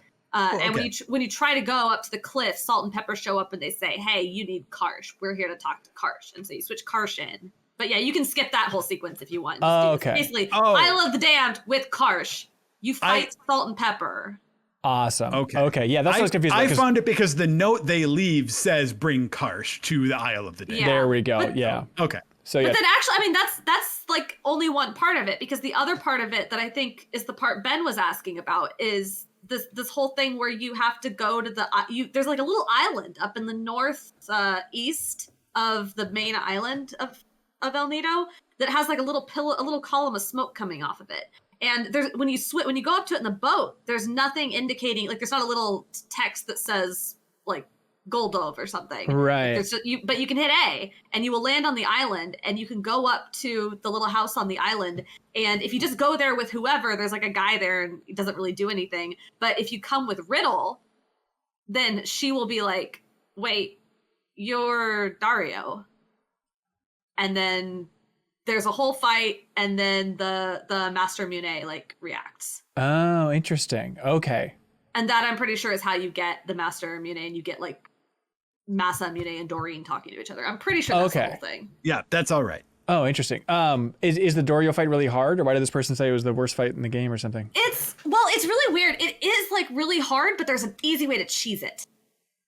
It's hard because he reacts to elements that he attacks like very hard, and every time you cast an element, he reacts to it with an element of the opposite color that is like very devastating. So he's black innate, I think, and if you use a white element against him, his black innate counter is like super strong. Huh. And then he reacts to all the other regular colors with stat reduction abilities, so he can reduce your accuracy and your defense and your attack really, really low. But the trick to beating him is just not use any black or white elements and just do the nonsense thing I've been doing the whole game, which is 1, 2, 3 element, 1, 2, 3 element over and over again, because then that skips his turn because he automatically has to counter yours. And so yeah, I got a bunch of stat reductions, but as long as I could keep hitting him, it didn't matter.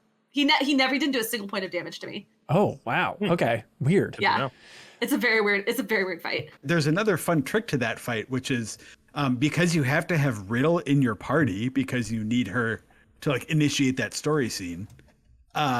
He's programmed to go after her first, so he will go and like he'll attack her and cast on her and stuff. So if you can like if you put the black plate on her, which is a armor that you steal from the Black Dragon, Yeah. that like absorbs black elements and stuff. It can like, that's generally what I did for it, is, you know, sort of keep him focused on Riddle, but she's able to absorb a lot of damage, and other folks can go in and do the physical attacks on him. Gotcha. Yeah, I'll have to do that. But if you don't have any of those tricks and you're just trying to like use your normal strategies on Dario, like he is a tough fight. I love that. Even Garai kicked my ass. Anybody else have a tough time with him? No. No. Okay. Really? I've had a Kyle? tough time with nothing. I have even less of a tough time after doing the Dario side quest. I highly recommend doing it because you get the Master Mune, which is Surge/Lynx's best weapon.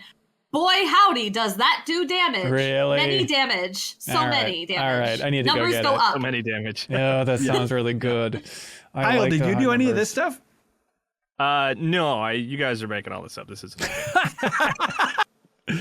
I will say I was talking to some folks like before I started this section. I was so worried about the dragons, and even just like finishing this section in time, I was like, I think I'm gonna pop that little cheat, the little battle cheat that Kyle's leaning on in a big bad way, right? Just to help me out a little bit. But I haven't done it yet. I'm still holding strong, and at this point, I feel like I'm over the difficulty hump. But I guess I don't remember anything else after the dragons, so we'll see how this goes. Zach Gallo writes in and says, my favorite sequence in the game so far has to be the Dead Sea. Not only is it a fun nod to Chrono Trigger's future sequences, but its atmosphere is also incredibly haunting. It does a great job of showing you the stakes if you don't succeed by literally walking you through the ruins of a future where mankind only exists only in the form of a lingering memory. It also does a great job of reinforcing the message that preventing catastrophe is a multi-generational effort. Chrono and friends can't do it by themselves. I love how the game plays with the traditional hero saves the day JRPG trope. Yeah, and Matthew Clark, just on the look of it, says Dead Sea is the coolest environment in the whole game. The frozen waves and future ruins are so weird and mysterious, a bit scary, yet somehow also really sad. It really is a great payoff to all the rumors earlier in the game, and it makes exploration a real treat. Yeah, this section is awesome. It's another one of those moments that it's so stupid that I keep having this revelation where, like, I entered there and I was like, oh, right, this is a Chrono Trigger sequel. Right. I was like, this is amazing. This is so cool to see this again from, like, this different, 32-bit perspective or whatever. Yeah, just seeing, like, the highways is enough to be like, oh, this is so cool. And then when you see, like, the ruins of Johnny, like, on the road and stuff, it's crazy. This caught me off guard. I forgot how sad this section is. Johnny, it's like, just crushes me because it never even says it's him. But if you played Chrono Trigger, you recognize him immediately. The mohawk and the sunglasses and the wheels. And then when you beat that boss, I think it's called the Highway Man or something. Yeah. Highway guy, whatever. You like the boss disappears, but you see the crumpled up body of Johnny there on the road. And it's just wow. Yeah. Like and there's like nothing there. Like, how did he get there? I mean, you can kind of put the pieces together and speculate, but no, it's just the fate of this. And I know it's like, again, like timey-wimey nonsense. Like, maybe this is not the real Johnny. Maybe the real Johnny's fine, but like, well, he's probably dead, regardless. But yeah, like just the idea that this beloved minor character from Chrono Trigger met just this sad, messed up fate. It hurts. It really hurts. You're making it seem like you're making it seem like Johnny is the star of Chrono Trigger. Like, he's fine. I don't imagine being that emotionally attached to Johnny. No, Johnny actually kind of sucks. No, but I don't know. I feel like Rebekah. He's a memorable character. I was sad. Oh no, he is a memorable character for sure, and it is sad to see that sort of perverse form of it. But Johnny's face great. certainly isn't convincing me it's sad, Joe. You got a big old smile right now. In Chrono Trigger, Johnny shows up in the future sequence where everything is like a mutated monster that's trying to kill you, and the worst thing Johnny does is challenge you to a race. And gives you a sick car to race him in, and you can see said sick car by his decaying corpse. Oh, I didn't even notice that. Oh, that's awesome. Yeah. And then the whole section, like they're like Eris Dome. You can go into the ruins of Eris Dome. Yeah. Did y'all do that? Did y'all get the little? No, I don't think so. There's a little area towards the end of the Dead Sea where you can go up. There's like a ticket counter, like a train ticket thing. Yeah. And it says you need a ticket to Eris Dome to come through here. Right. And in order to get it, you kind of got to go around to the bottom, and there's like this weird, like shadowy yellow blob person sitting on a bench, and they just like they stand up and they look at you, and they're like, "It's time to catch the train." Oh God. And give you the ticket, and then you go in and you can get a couple items. But it's just like, God, what happened?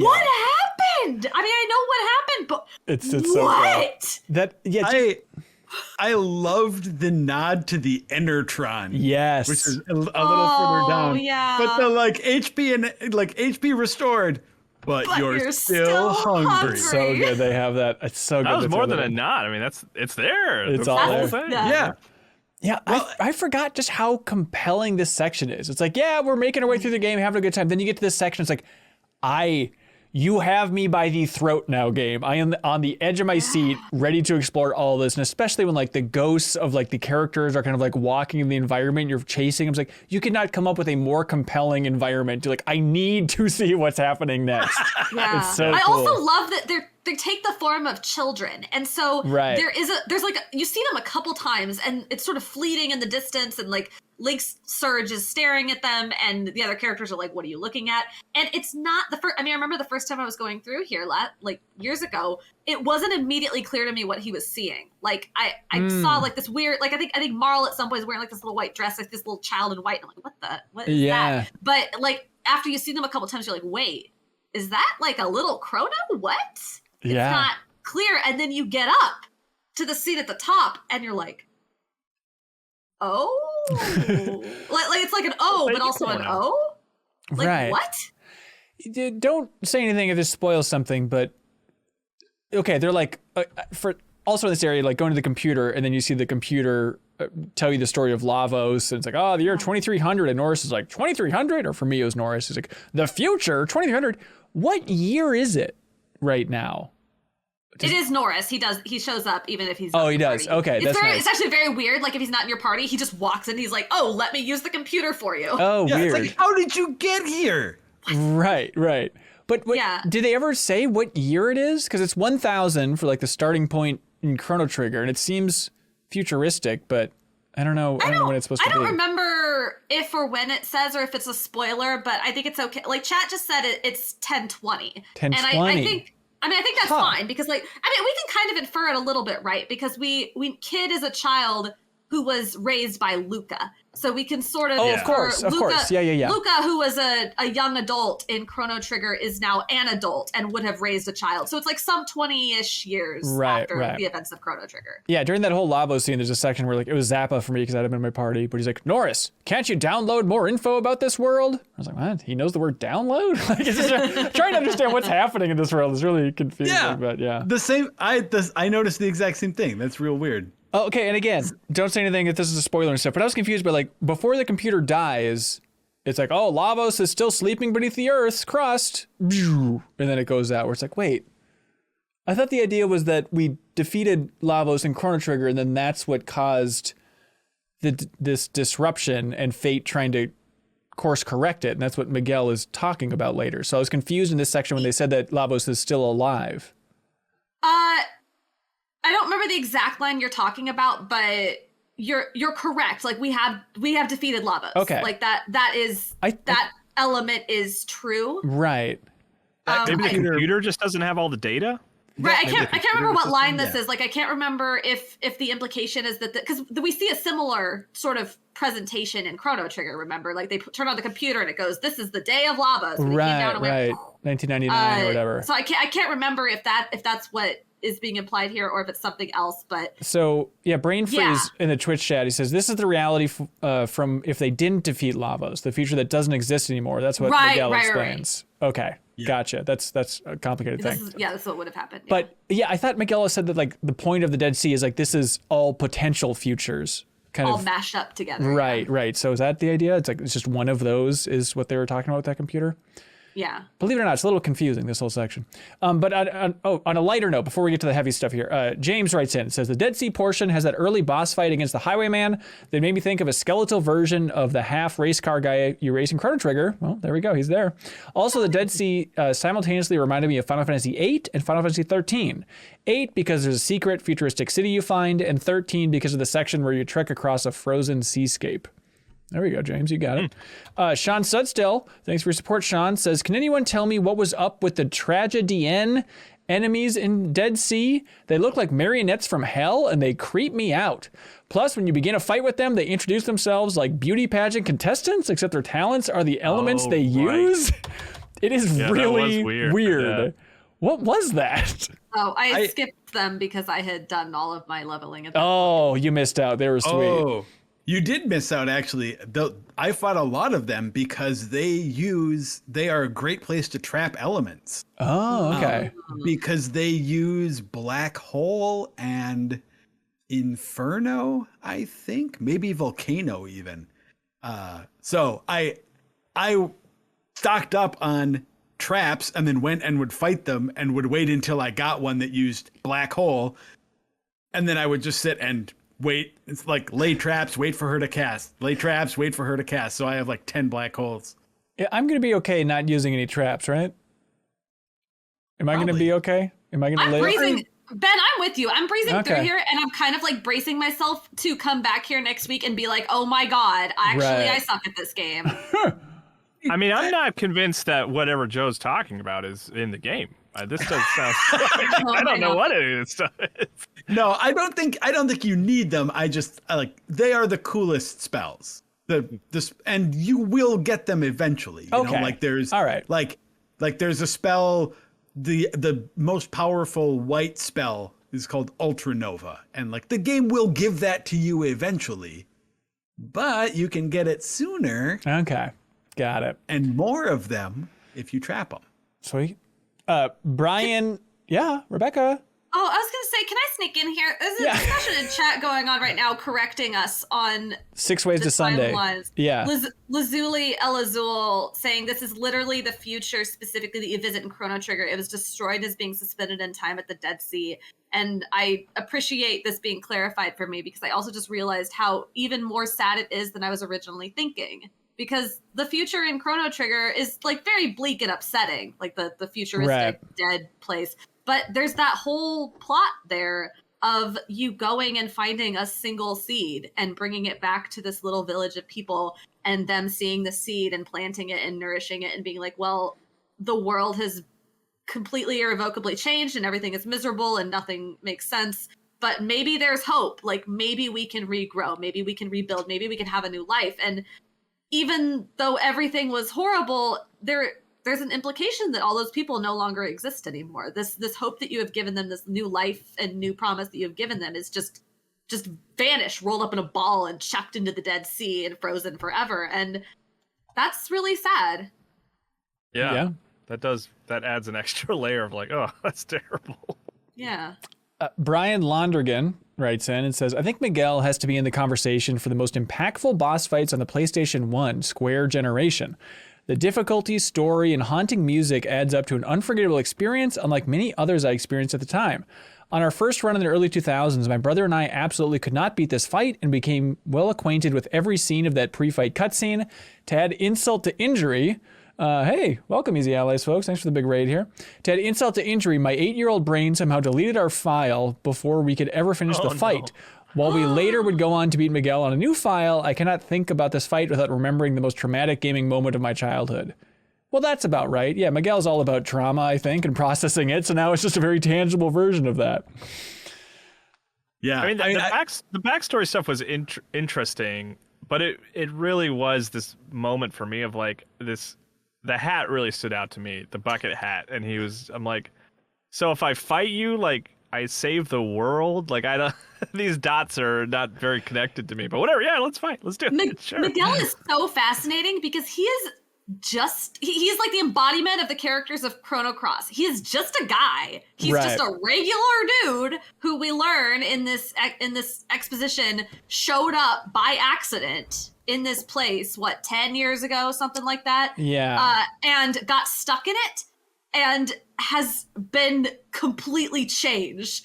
He is now this deep, existential, messed up, super powerful guy, but he still looks like a regular dude. Right. And he turned it in there with Serge's dad and all that stuff. Hayden Berthelot has a very good question, just asking, is Miguel from Chrono Trigger? Like, he was very confused about what was happening here. No. And Lapis Lazuli here responded to that comment. By the way, for everybody that just jumped in on Twitch live, Chrono Cross spoilers, everybody, so look alive. So Lapis Lazuli writes in and says, there's actually a pretty substantial number of fans out there who believe that Chrono is Miguel. And that would make Lena Chrono and Marl's daughter. Hence the name Lena, a reference to Queen Lean. Chrono's element is lightning, but seems more like holy, which is what Miguel uses. Chrono and Miguel both have red hair, and so does Lena.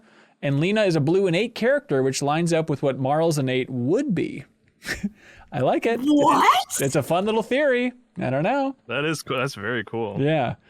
I was looking at the pictures again, where it's like, I don't know. I don't know if they would have done that just to have like such a different hairstyle for Chrono and stuff. But maybe they wanted to get away from that Toriyama art so they wouldn't have to pay him. So let's make sure that he doesn't have spiky hair as an adult in any way. But the name change, I don't know if Miguel would have fit, but if you're changing the name of Chrono, but I like it as a cool fan theory. I can see it as being like I would love to pick Kato's brain about him at some point. Yeah. I mean that I don't think it quite works, but it works just enough for me where I wonder if at some point in development there was an intention here to have Chrono like be in this role or somehow connected to this character, and it got like similar to the Guile thing, like it got scrapped. Yeah, like that's interesting. But I like him more as a random schmuck that got stuck there. Like I think that's interesting too. Yeah. I mean, so Miguel is actually, I think, one of my favorite boss fights just in gaming. Really? Wow. Yeah. Wow. I mean, and I can't articulate it much better than the person who first wrote in and said, because it's just the intersection of all of those things. The fact that they just have this really sad music, like sad, slow music, not big epic boss fight music playing, right? And that he is just a guy. And that is like, I think about that a lot, actually, that people,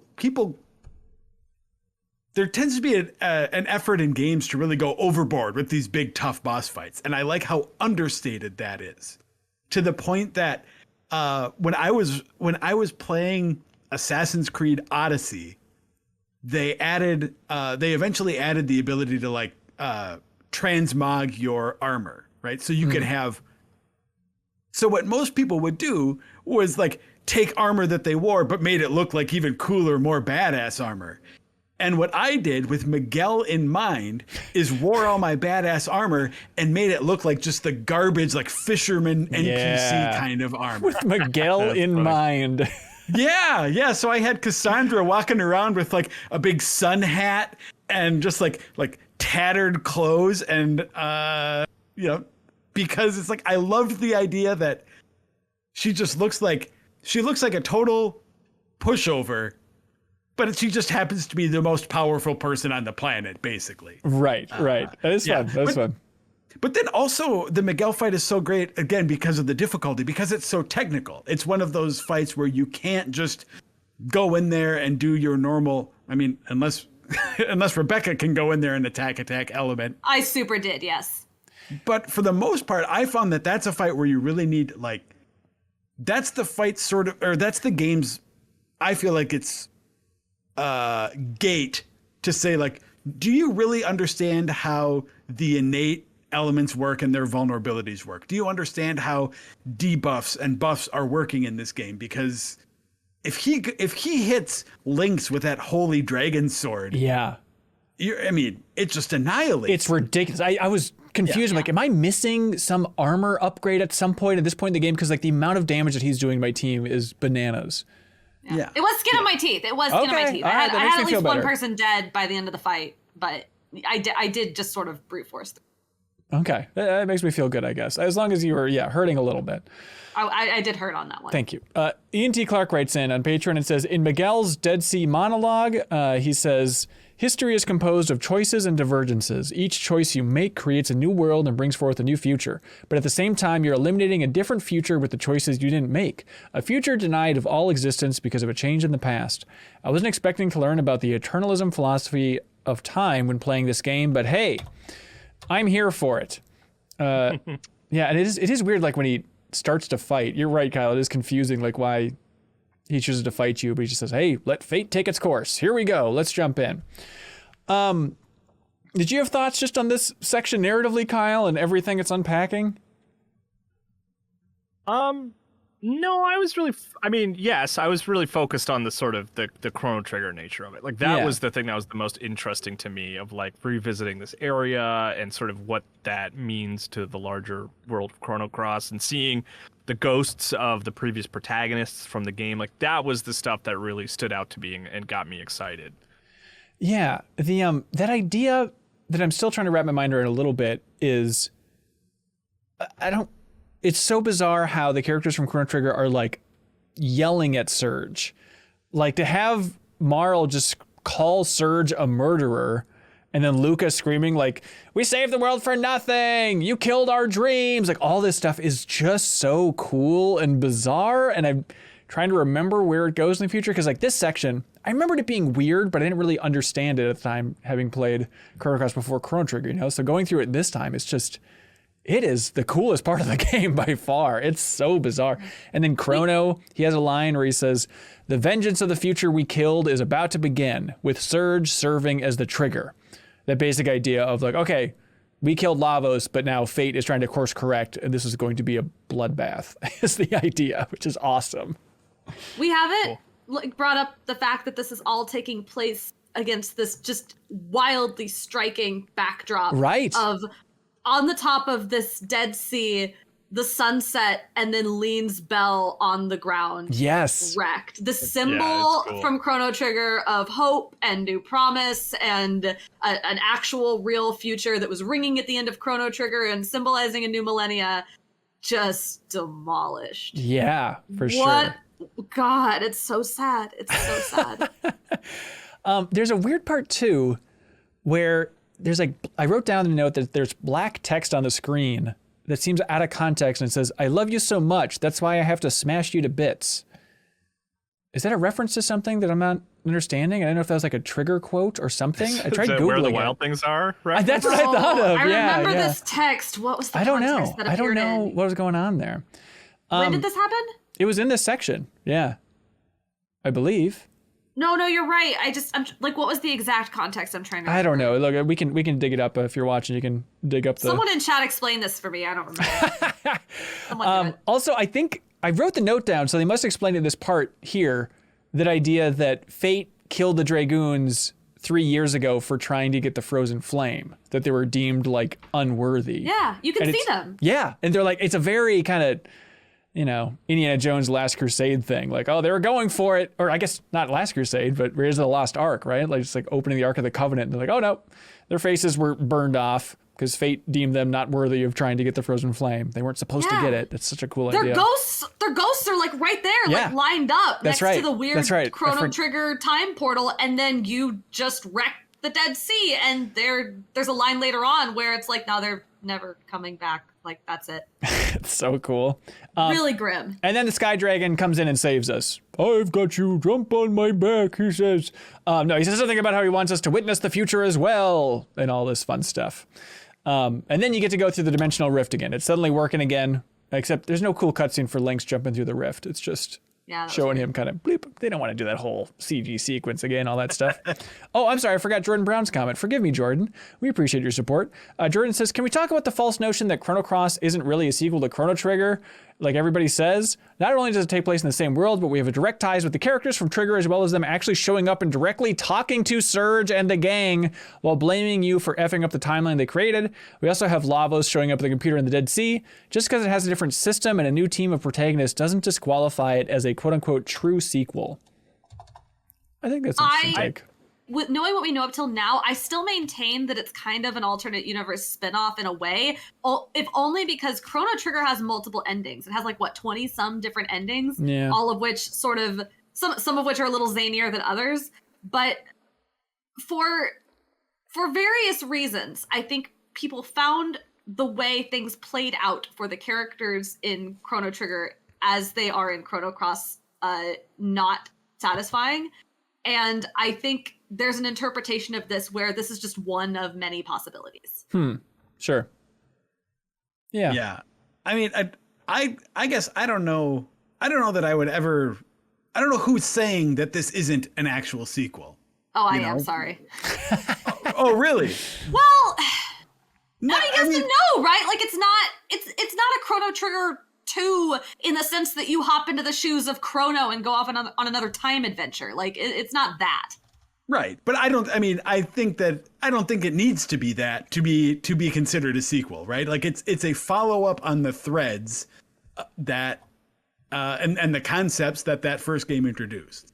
Someone in chat, I sort of absorbed that propaganda somehow. Like, I'd always thought it wasn't really a sequel because Chrono's like not playable in the game, right? Huh. And that's why I'm having all these moments where I'm like, oh, right, this is totally a sequel. And it's been really exciting because for whatever reason, just like reading little bits and pieces here and talking to people here and there, like I thought it was like a big departure. And like it is in some ways, like technically, but like to me, it feels like definitely a true like extension of the universe established in Chrono Trigger. But I haven't finished the game yet. So, I think the argument I'm trying to make is that a lot of people were historically disappointed in Chrono Cross because it was not what they thought they would get from like a Chrono Trigger 2.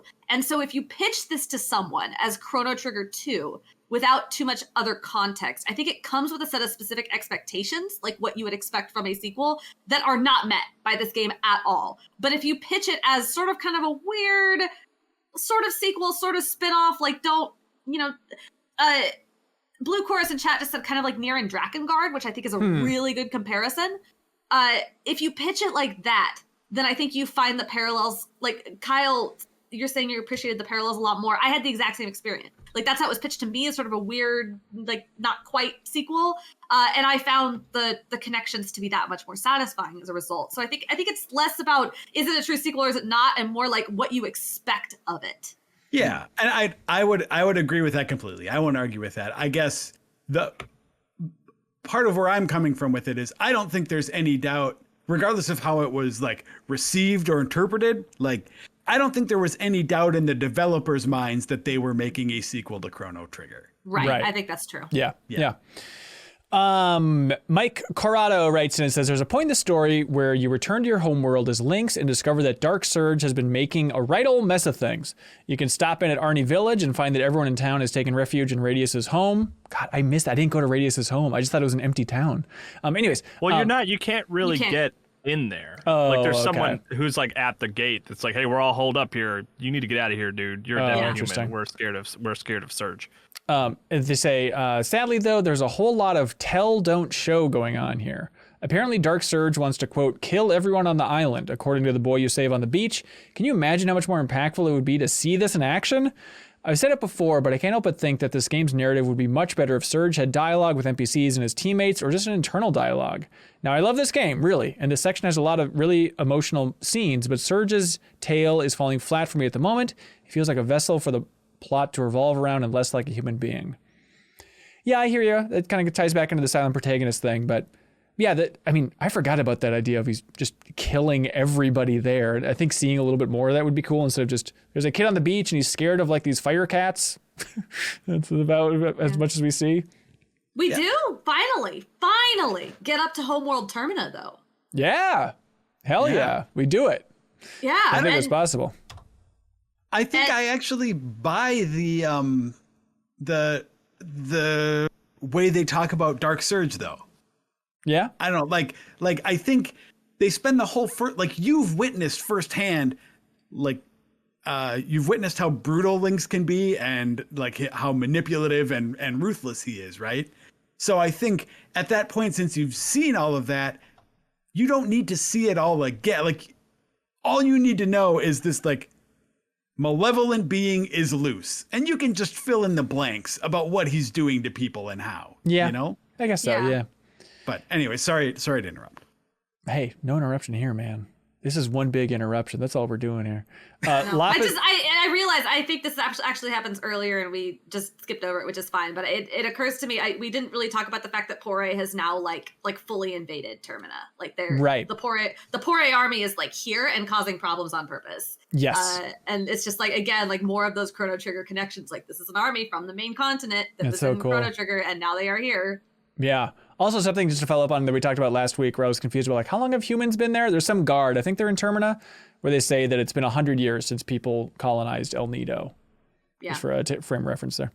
Lapis Lazuli writes in and says the scene where Lynx Surge, they say, they're ambushed by Dark Surge and Kid on Hermit's Hideaway is particularly impactful.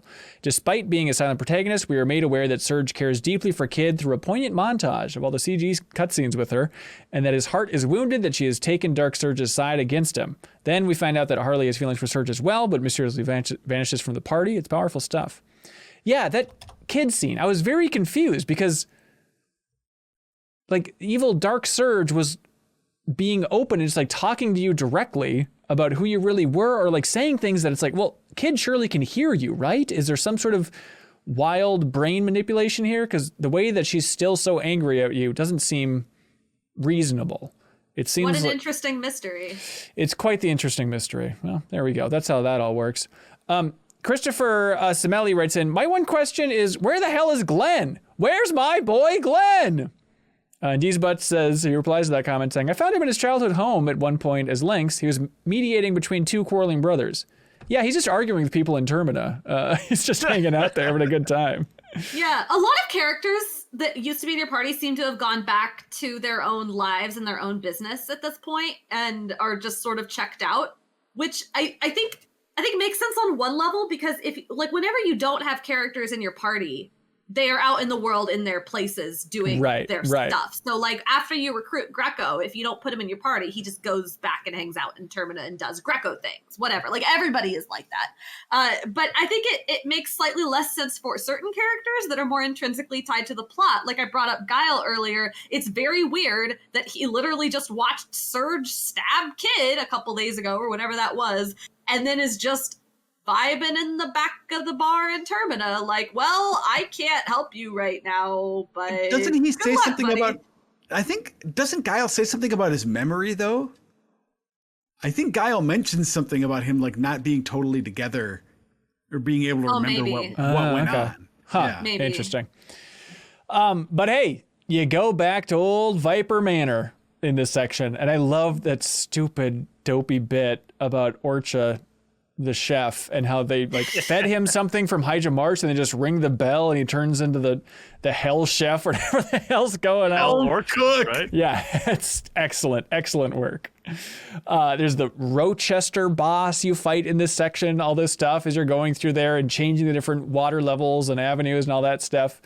There's a section that really made me laugh where you're sneaking up into the prison area, and there's three different jail cells you can go into, but I love that it's so dumb. There's just one of them where there's just like a guard that's in the jail cell, and if you talk to him, he just says, "How did I get in here?" It's just like this stupid like goofball comedy moment. It's like, yeah, we don't know either. All right, moving on. All right. And then, of course, we're introduced in this whole section to who I can only imagine is Joe's man of the year every year. We're talking Grobik, baby. Ugh. You don't like Grobik? Why do you hate Grobik? His name. Which president is he? He's Donald Trump because they have similar hairstyles. Hey, whoa, Joe, getting too political here. Come on, man. Cool it with these hot takes. Is that actually what's in the article? Yeah. Yeah. I do believe it. So that's really funny. It's excellent. That's really funny. I feel like such an idiot. I forgot that, of course, his name is just Cyborg backwards. Of course. Yeah. This is so. Oh my gosh. It's a real Arbok situation going on here. I do like that moment, though, where like that boss is chasing you through Viper Manor, and then he goes up and he's on the rope, and it's a real Batman maneuver where he like cuts the rope and falls down with it. He gets his cool hero moments, man. Even if he's a machine designed for killing and he's just one long run-on sentence or whatever the hell his weird manner of speaking is. I am partial to the characters whose dialogue doesn't manipulate the individual words, because once you start doing that, it slows down my reading comprehension like significantly. Right. So to basically replace spaces with dashes is like, all right, I can read this pretty quickly. So Grobik, you're in. Come on, get in the party. Really? You're using him? Yeah, I used them for a while. Yeah. Wow, look at that. I like the section. I like when you're trapped in the dragon cage, then you like one of the dialogue options just says he. Then you choose that, and then all the dragons go like charging out and attack everybody. I love that section, even if my Switch did not, because it was quite chuggy during that bit. Whenever possible, always choose the option that is he. That's right. It's always going to be good. For sure. Chase Klein submits a comment over on Patreon, says, when escaping from Viper Manor, you jump through the stained glass window, which might be a nod to Marl's side quest from Chrono Trigger, where she jumps through the stained glass window of the courtroom. I think they're going for that reference. Yeah. Yeah, for sure. Which it's such a super specific, silly thing. But I remember, Joe, when we visited Square-Enix years and years ago at Game Informer, I always loved that detail that I think it was Tokata, like the co-director of Chrono Trigger, that told us that like that court sequence was the art was from Nomura. That was like a big thing from him. So I always think of like, oh, I like the idea of a young Nomura just painting that stained glass window in the background. Hadn't discovered his love of belts yet. Oh, just imagine. Someday he'll get there. They were hidden on the floor. A big pile of belts in the corner. I'm gonna use all those someday. Someday there's gonna be a full dress made out of that stuff. Let's see. There's some point where you go back to Zoa and Hermit Hideaway, and he has a line that I appreciate where he says, "I'm not used to being pursued." Just good stuff. Fargo comes in and saves you at a certain point on Polly, which is fun to see Polly come back. Again, just connecting all these things together. Darkfish Days writes in, though, and says, in another world, if you jump down the hole in Hydra Marshes, you'll encounter Dehydrate, a skeletal version of the Hydra. I immediately cast Holy Light and faded away. That felt like a satisfying end after I unwillingly killed it to save Kid. But some of that impact was lost when I realized all my characters were sprained from the landing. I did that do that. too, and I actually thought it was, again, very tragic. So the reason why I was in Hydra Marshes at this point was because I was trying to figure out how to get to Gaia's darn navel, and I had gotten the ancient fruit from the Biba, and at the time I was in the wrong Hydra Marshes. I needed to go to the other one, but I didn't realize that yet, so I was just wandering around the Hydra Marshes trying to figure out where I was supposed to use the flute and the fruit to get where I was going.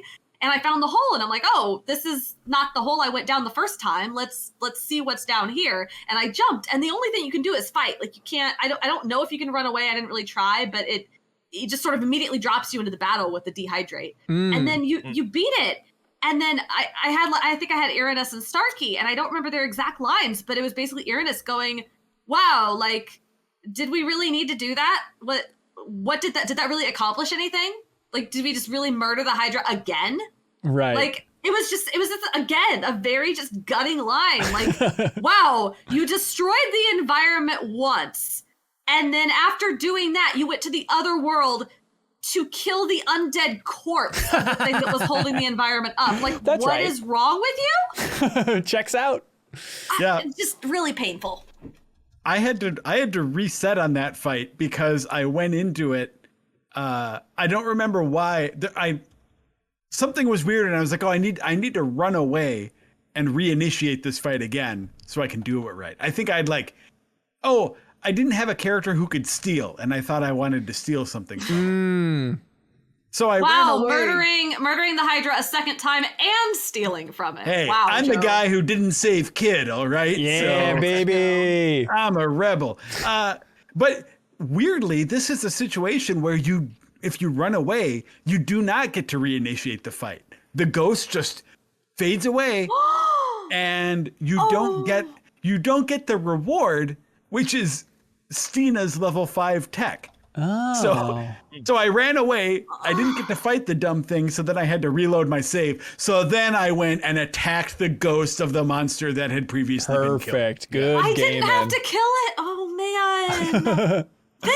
Oh no. It's okay. It's okay. Look, in Elden Ring, I did not kill the giant sleeping dragon that gives you like 100,000 runes. It's just laying there waiting to be murdered because I felt bad about it. That was like the first thing I did in Elden Ring. I did it, and then I felt terrible. Eating me up inside. I can't believe I didn't have to kill him. This is upsetting. This is immoral. Joe, I like the idea that you were like innately drawn to that. Like that's the narrative in my head. Like you start Elden Ring and you're like, I gotta go east. There's something over there that I got. That can be a little stinker. There's a helpless thing that can die. Yeah. You probably killed the Turtle Pope too, didn't you, Joe? I bet you. No way. I love the Turtle Pope. I did think of you, Joe, in that Radius scene where he slashes at his best buddy with the Masamune, and then he does the victory dance, and he goes, yes, I'm the best. It's like, it's a very Joe move to stab your mentor with an evil sword and chant him and how you're the greatest. Anyways, Mick Manga says, Leah from Gaia's navel clearly is a callback to Ayla from Chrono Trigger. There's a lot of fan theories about the exact nature of her connection and where and when she's exactly from, but what I appreciate is in a game with little time travel, they managed to bring in dinosaurs and cavemen somehow. Gaia's navel being separate from the rest of the world almost feels like it is paying homage to Sir Arthur Conan Doyle's novel The Lost World. No, that was I love Steven Leah Spielberg's because Lost I World. looked up Leah when I ran into her. I was like, wait, I don't remember. Like, she's clearly a tie-in to Ayla from Chrono Trigger. How does that connect? And this is not a spoiler. The answer is we don't know. Right. The answer is, like, she might be related to Ayla somehow. There's, like, a teeny bit more information we get about that later. But as to how she got to Gaia's navel and how she will eventually get back, mysteries. Who can say? Yeah. In my mind, it's just sort of a, hey, remember that character you liked before? Here she is again, kind of. Right. Yeah, there's a Chibi place version. untouched by time somehow, and you'll get to fight a dinosaur with her. Isn't that fun? Yeah. Yeah. But I mean, even her moves are the same, right? She does a rock throw. She does a triple kick. Like, she has... Does Ayla have a tail move? Because Leah has a move where she swirls her tail and it makes a giant tornado. I don't think Ayla has that, but it's a very silly idea here. Who is she? Tails? Come on. I forgot how her speech pattern's a little like, I don't know these days, where she kind of she just puts after everything, and it feels very like Native Americans and Peter Pan style, where it's kind of like, okay, did not care for. Yeah, you know, 2000 was a different era, everybody. But I forgot about this entire section, and it's just you have to go fight everybody, like we mentioned before. But God, I remember playing this originally, and me and a friend were going on like a fishing trip with my dad, and so we're up at some cabin in northern Minnesota. And we had this old rickety TV there. And I remember it took like hours for us to figure out. You did X-Strike again, didn't you? That's right. Hurt your dad. Well, that's how I caught the fish. No, I just remember like an hour of troubleshooting with this stupid TV. And somehow it was a miracle that like through RF antenna, all this nonsense, we actually got Chrono Cross up and running. So whenever I think of this section of like grinding in Gaia's navel or whatever the hell, it's like, oh yeah, I remember disappointing my father that I wasn't more into fishing because I just wanted to take down the green dragon. Kai, what'd you think about all these dragons, man? Aren't they wacky? Yeah, that was cool. I like this whole section. I like having like little kind of smaller areas with like some, just a little puzzle. Some are a little more less complicated. Some are more complicated. It did, in the context of our the deepest dive, it felt a little long, because I was like, oh my gosh, I gotta go hunt down these dragons. I don't know if I'd feel that way if I didn't have a deadline, and I actually ended up getting it, finishing it much earlier than I expected. So it wasn't like I was too anxious about getting it done or anything, but I think it was cool. It's a little bit of like Hanson, you'll know what I'm talking about. Trey Parker and Matt Stone, the South Park creators, sometimes talk about storytelling and things happening and then things happening therefore. And then things happening and switching out the word then with therefore. This happens, therefore this happens, therefore this happens. And I do feel like a lot of this section of the game is a lot of like, and then this happens, and then this, and then you have to go fight this dragon, and then you have to go fight this dragon. And it's like, there's not a lot of connective tissue there other than like the video game thing of like, hey, you got to get 6 things. It's just but I liked the fights, and I liked the chance to like jump around the map a lot and stuff like that. I thought that was cool. Yeah, I will add to that. I mean, we sort of touched on this earlier, but this was specifically where I started having kind of the aggravation with not knowing which world I was supposed to be in at one point. Yeah. If I remember right, I think it's split like 3 and 3. Like 3 of the dragons are in one world and 3 are in the other world, or something close to that. Maybe 4 and 2. I forget. I feel like I should have just pulled out a guide from the get-go, but I feel like I wasted a lot of time in this section. Like, okay, the fire dragon's in one of the Mount Pyres. I will go to the Mount Pyre. Oh, he's not in this one. Okay, I gotta go all the way back out of Mount Pyre, switch worlds, go back up to Mount Pyre. Yeah. I'm already in this world. I'm pretty sure the water dragon's here. I guess go down to him. Nope, the big ice wall. I guess go all the way back, go back into the other way, and then like doing Marbule for the black dragon, and then nope, you gotta go to the other world to get him, and just too much. I actually really love this section. Like I did, I think 4 of the dragons, and then I was mopping up the next 2 the next morning, and I was like Christmas morning excited to wake up. Like, I'm excited to take down these dragons because I was so scared of them. And now knowing that like, oh, this is a cakewalk. And I love it's just, you know what to do. Like it's, another kind of skill check, I guess, Joe, of like, okay, you're going and you clearly know what element these are. So build out your team, just stack them with as many elements as you can and go in there and just annihilate. Like there's not too many surprises along the way, right? Okay, green dragon's going to poison you. Got it. But I love just, knocking them out. Yeah, for me, the most frustrating part of the dragon hunt is the fact that because I wanted to make sure that I got the plate armor for each one of them, that I basically had to have Fargo with me. Yes. So it's Fargo and Lynx, a black and a blue, accounted for in every fight, which I would have, I would have liked a little more flexibility there, I think, but oh well. Kyle, you're hip to that idea of you need Fargo because he has steel, and if you steal from the dragons, you get a plate of each element, which then makes you immune to that element. Is it immune or just dampened? I haven't used it yet. Immune, not only immune, like regenerative. Oh, okay. So it's the same effect they have. Yeah. It's funny because I was talking earlier about how I don't like leaning too much into the walkthroughs, right? Yeah. I mostly just wanted to know like where I needed to go. And I think it was actually IGN's walkthrough that I was like, make sure you have Fargo with you for all these fights. So you could, and I remember glazing over that and just kind of being like, no, I'm good. I'd rather just like pick who I want. I just want to have my interesting parties and try to tackle the elements the best way I can. I'm not too concerned about stealing things. Yeah. I'm a good moral person is what I'm saying. Sure. You should be just fine. Did anybody not do the whole Magical Dreamers Marbule save thing? Did anybody just skip that? No, D's Butts wrote in about that I thought it was idea required, that you can so totally get I around super it. did it. Yeah. Okay. Let's hear what D's Butts has to say. Well, D's Butts says, did any of you manage to get the Black Relic without fighting the Black Dragon? If you avoid talking to Nikki on the SS Zelbus, you'll never trigger the start of the Save Marbiel quest. When you come back with Fargo and your party lead, the Radical Dreamer's ship will be gone and talking to Fargo will do nothing. This means you can't awaken the dragon to fight it, locking you out of Mickey, Fargo's level 7 tech, a saved Marbiel, a star level, the opportunity to steal the Black Plate, and potentially even more later. Instead, you can just walk up to the sleeping dragon and interact with him to get the Black Relic for free. I think you have to defeat the red, blue, and yellow and green dragon first, though. I've also heard that you get some unique interactions if you have a team full of demi-humans, but I haven't been able to verify that. The game still has some PS1 era rumors that aren't well documented. That's a cool idea. Yeah. The demi-human interaction, if I remember correctly, I didn't actually do it this time. In fact, I need to, because I want to try and get this trophy. One of the frames, you know that guy who throws a rock at you at the very beginning? Yeah. When you go to Marbiel, he's if you go in with all non-human characters instead of throwing a rock at you, I think he gives you like a text frame. Oh, okay. Oh, Interesting. Demi-humans thumbs up. One of those classic text frames. Got him. Yeah. When I tried to do it, it was after I'd beaten the Black Dragon, and then he was like, all he would say is like, "I can't believe you beat the Black Dragon." So I should have done it before that. Yeah. I guess.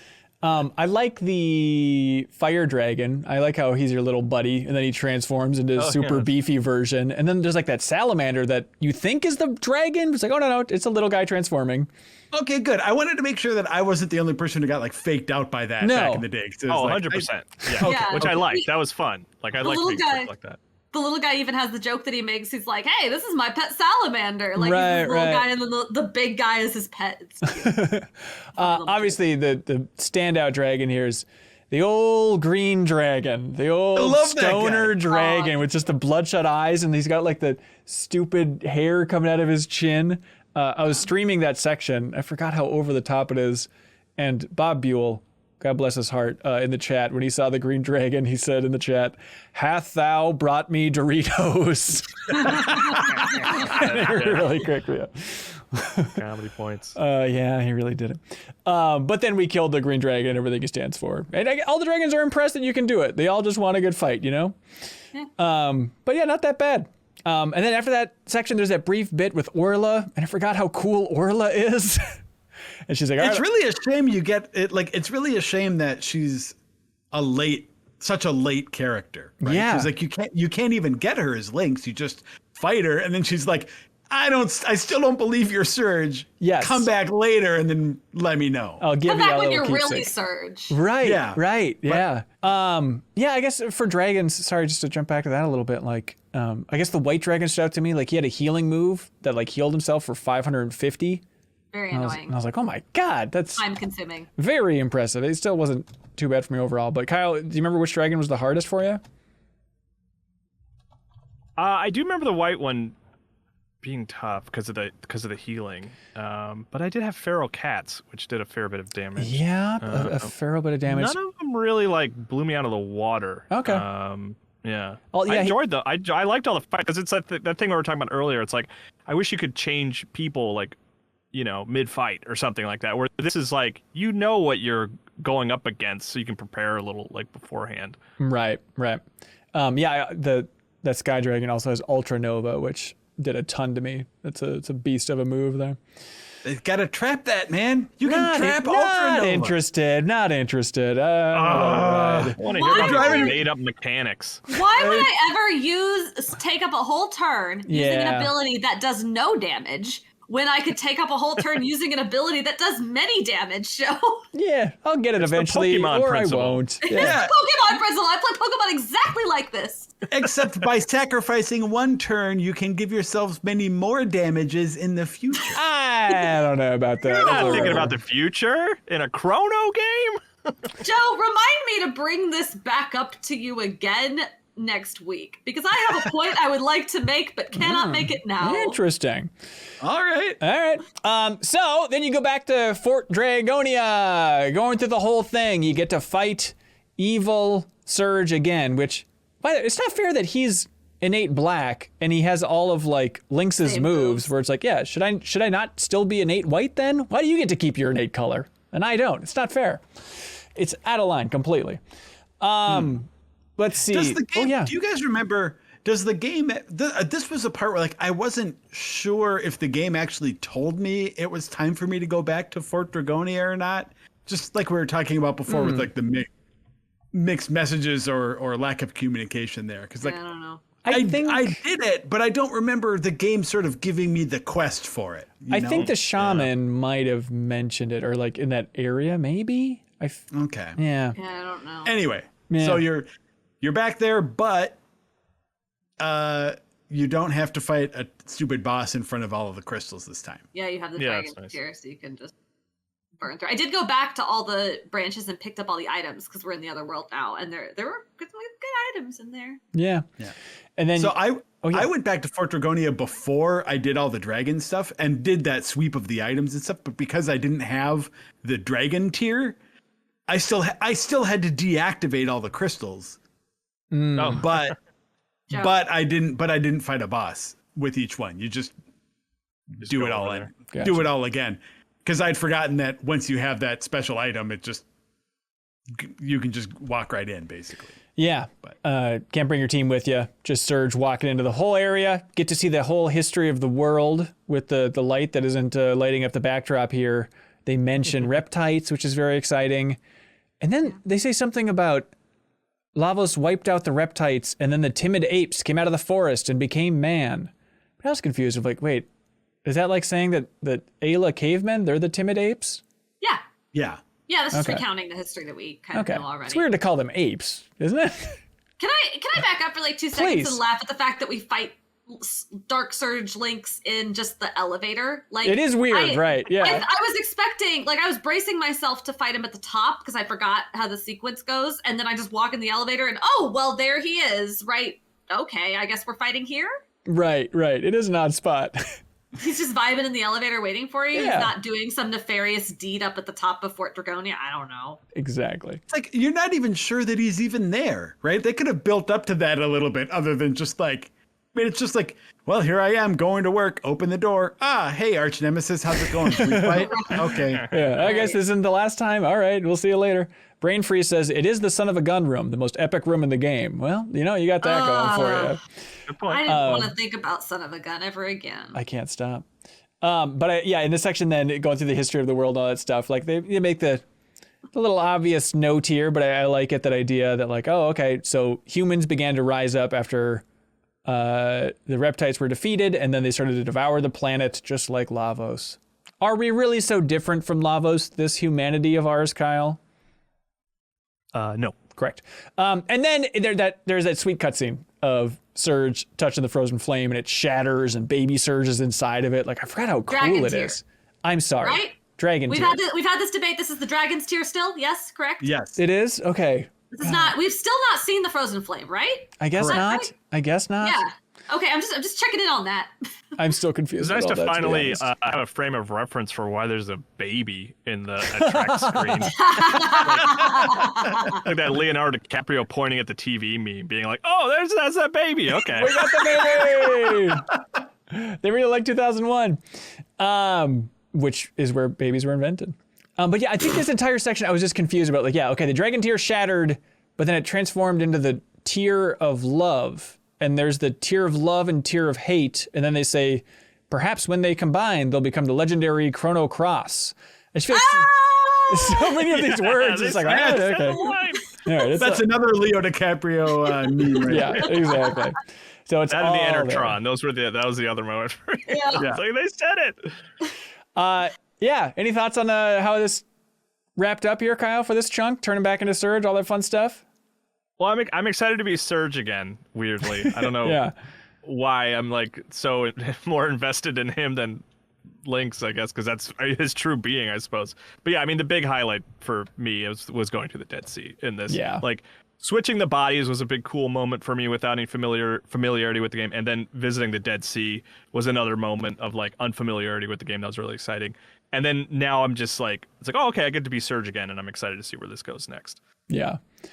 Timothy Smith writes in and asks, has anyone found the secret Bend of Time Island? Is this different from the one you were talking about earlier, Rebekah? Nope, it's that one. It's that one? No. Okay. No, this is different. What? They say it doesn't have a name pop up when you go next to it, but you can enter it if you choose to. It is between Marbule and Mount Pyre. Anyway, the purpose of it is nothing story focused, but you get to fight old enemies via portals. I was not talking about this. I don't know what this is. I thought you were talking about this last episode. I thought maybe it was Kyle. I don't know. I thought someone had mentioned this. It's that thing that looks it looks like the end of time.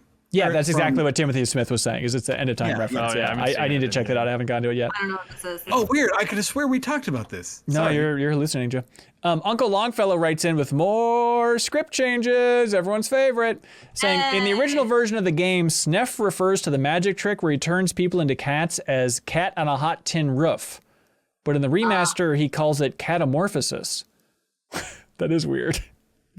What are they doing over there? They didn't get the rights to cat on a hot tin roof? Is this like one of those situations where this was like the PAL version or something, and they just like remastered the PAL version of the game or something? That could be. That'd be interesting. I don't know. Dominic Sachoki says, I think Chrono Cross is a prime example of why PlayStation 1 nostalgia exists. It feels so bold and open-ended in both its narrative system and complexity and its art direction that it's a fantastic example of Square learning what the PlayStation 1 could do and applying that knowledge just before the dawn of the PlayStation 2. It's a game that just feels like there's a lot more going on under the hood than Kingdom Hearts and Final Fantasy X. Not a statement on their quality, it just seems as if this was a more personal project capstoning one of Square's most prolific eras. I think that's a beautiful way of putting it. That's interesting, because I mean, you guys definitely have played a lot more of these than I have, but like, yeah, Final Fantasy's pretty linear, where this does not feel linear. It is, but it doesn't feel linear. I think this is better than Final Fantasy. Than any Final Fantasy on PlayStation 1? Than Final Fantasy 7. I think it's better than Final Fantasy. Well, let's not get absurd here. Let's not go out on a limb. I wouldn't go that far, but I understand that feeling of, it just feels so different and bold, and it does feel like there's a lot more going on. It feels like there's a lot more magic. And so I think some of that, maybe is the open-endedness compared to specifically like a Final Fantasy X, of like, there's still kind of a world map in this one, Which I'm trying to remember, it was just like a very boring world map in Final Fantasy X, right? It was just like select where you want to fly on the ship. There was no world map in 10 until you got the airship. And you just select which location you were going to. Yeah, come on. That's no fun. But we assume Kingdom Hearts is good. Is this better than Kingdom Hearts, Rebekah? Yeah. Interesting. Hot take. Better combat in Kingdom Hearts. As someone who is currently playing Kingdom Hearts alongside this. Yeah. Yeah, by the way, who's making you do this? Are you like link twice if you need help? I don't know. Is it Imran? Is Imran making you do this? No, but he heard the music, walked into the room, and immediately took a picture and started laughing his butt off. And then started jamming out to the the good soundtrack. Oh, yeah, he immediately recognized it. He knew what it was. Like, no one's apologizing for Imran here. No, but Kingdom Hearts is a very different game. I think playing the two side by side, Chrono Cross has aged better in the things it was trying to accomplish. Yeah.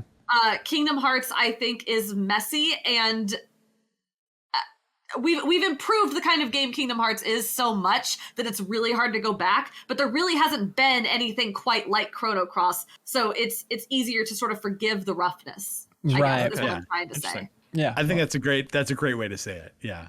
Austin Smith, last comment over on Patreon. They say, what's everyone else's favorite bad word to mutter when they miss back-to-back 92% accuracy attacks? It's a great question. I thought I wasn't allowed to say bad words on this show. You can say it once. The floor is yours, Rebekah. Scribble-dee-doo. That's it. We all scream scribble-dee-doo as loud as we possibly can until birds and trees outside of our house fly away. It's just absurd. I mean, is it worth it to have that tension of every attack? It feels like a bit of a coin toss, even if it's in the 90s. It's just absurd. No, I don't like it. It keeps you on the edge of your seat. You're missing all the time. I don't necessarily like the question of whether or not it's going to hit when you're up in the 90s, but I do like the risk reward element of like, do I go for a bit like a power hit right away, or so I can maybe get 2 of them in, Right. or do I like build slowly to it? Like I like that tension. I don't like the missing when you feel like you shouldn't be missing. Right. But, Right. yeah. Hey, I had one last note that I Hell wanted yeah. to talk to you about, you guys. I think up to this point, or until this section, we saw some spells that were like pretty cool, but like this section, we start to see some of the coolest things you can put in your element grid Ooh, okay. in play, right? I mean, like what have been your guys' favorite elements to be using so far? Look at this guy. He's using traps. Yeah. He's got cool elements. I'm mostly just magma bomb. I bought Meteor Shower. Lean on that a lot. I like Meteor Shower. Yeah, you get to see like the globe and stuff like that. Yeah. Yeah, I don't feel like I'm that creative. Like I just went to Guldove and I was like, okay, what's the highest level for each element? Let me just load up on that and slam it in there. Well, yeah, but some of them, I mean, like you must have favorites in terms of just how they look, right? What is that Lynx one? Yes. His level 7? It has the sweetest name. What is that called? Forever Zero. Yeah, Forever Zero. God, that's badass. First time I used that, I was like, you know what? Maybe I want to stay as Lynx because it's so cool.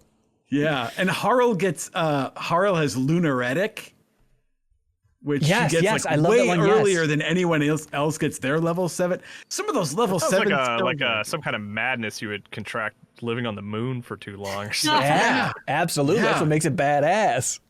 That should become a gesture. Yeah, because I love those two as well. There's like the white spells, the Holy Light and Ultranova look really sweet. I don't know, it's one of my fond memories. I'm a little more efficient this time because like once you have the Master Immune, it's a lot easier to just like physical attack through everything because it does so much damage. Oh, that's very tempting. But I have such fond memories of back in the day, like just getting into fights so I could use some of these spells and abilities because I just loved the way they looked. I thought they looked so cool. They are really fun. And they're a little more compact. It's not like the ridiculous summons that take a full minute to happen, right? You can enjoy them, but not feel like it's eating up too much of your time. Yeah, So. I'm not going to get too sick of Fargo's cannonballs going off there. I get the idea, yeah. Yeah. Small thing I like about this game, well, first of all, a couple small things. I love any RPG where when a character dies and you get out of that battle, they're at 1 HP. I love that. That should be an RPG default. And then also I love that having stone armor is above iron armor. I love that like some of the endgame armor is just, here's just stone. Put on a stone helmet. It's back to basics, but it's better than all of that mithril and all that other crap you're using. It's like specifically deodorant though. So it's like prehistoric stone. It's dinosaur stone. Yes, fossilized. That's a great point. That's totally how it should be read. It's really strong. Going into this final section, I'm really curious to see what they do with the story, even though I've played the game before, but I really don't remember. And I'm hoping they land the plane. I'm hoping they bring all these threads together in some interesting way. Like I love having the characters interact with each other in a surprising way to that idea that they're all more connected than you think. And I hope if you can just take all these different threads and just ship them together into one coherent idea. That's my best case scenario for the ending here. Kyle, you got any big predictions for where this is going? Well, Harl seems to be more important than I've given her credit for. Yes. Maybe I shouldn't be gleaning that from this discussion, but I now have. So now I'm like, what's up with Harl? I miss Kid. I haven't seen Kid in a while. It's been a long time. Yeah. But yeah, I mean, I don't know. Like I said, I don't often try to like predict the story outcome. Like I don't know, it depends. Sometimes I do it, but like I am more of like a passive appreciator of storytelling in general, where I'm like I just want to see what happens. I'm not really digging too much into what I think might happen. Right. Yeah, I guess that's fair. Where's everybody at for hour count right now, by the way? Any idea? I'm at like 28 and a half. Yeah, I'm somewhere in the late 20s too. Okay. I'm at about 30. Yeah. That's all that time I spend trapping. Yeah, see that Captain trapping. Traps over here. Yeah, that'll do it for you. That trapping lifestyle. Hey, everybody. Oh, yeah, Rebekah. My favorite music track, well, one of my like top 3 music tracks is coming up. One that I've been so excited for Kyle to hear. Really stoked for this. Ooh. Also, where is like the official line we're drawing? Because like, so we do the big change and then we are dropped out back into the world as Surge. Did anybody like go stand on the world map and fuss with their elements and mess with their menus at all, or are we allowed to talk about that? Absolutely not. That's off limits. Okay. That's definitely next conversation. So for next week, we're talking about everything in the game, and if you want to play parts or all of Radical Dreamers, let's unpack all that stuff. This will be one last big conversation about Chrono Cross. Obviously, thank you to everybody who's playing along. Thank you to everybody who submitted a comment or a question or an interesting idea over on Patreon. Thank you to everybody who has directly supported the entire Game Club format by going to patreon.com/MinnMax with 2 N's. Hey, everybody. If you jump in right now, even at that $2 tier, you can also not only help support the format, but you can compete in Trivia Tower, which is happening on Thursday, April 28th. It's happening at 7:30 p.m. Central, and it's an all Nintendo episode of Trivia Tower. So we're going to be going up against Kitten Krista's community. The MinnMax community versus Kitten Krista's from the Kitten Krista podcast, former Nintendo employees. So they have a hardcore Nintendo fan base. So if you know a thing or two about Nintendo, you want to jump in, win an Asteroid 40 headset, a ton of game codes. We have a ton of Switch game codes to give away. We have Elden Ring codes to give away. You can jump in even at a $2 tier. Let us know if you have any questions about how it all works. Rebekah Valentine, thank you for being here again. Thank you. Love this. Let's keep doing this for the rest of our lives. Oh my god, just playing Chrono Cross over and over again. Running busy. Running underneath blue skies as the whatever that line is at the beginning. Yes, beautiful, yes. Whatever it is. I still can't believe we've put in 9 hours talking about this so far, and I feel like we've still got a ways to go. I'm excited. Hell yeah. This is gonna be great. Yeah, a lot of things that I thought were earlier in the story actually are in this last quarter, and it's gonna be fun. That's the one thing. The one thing about the final section here is, especially after playing this section that we just did, it's like, that I think earlier in the deepest dive, I or one of us, might have been me, had talked about how like, those Chrono connections to Chrono Trigger are minimal. Maybe there's a little at the end, and it's like, oh man, I think it's a lot heavier on that stuff.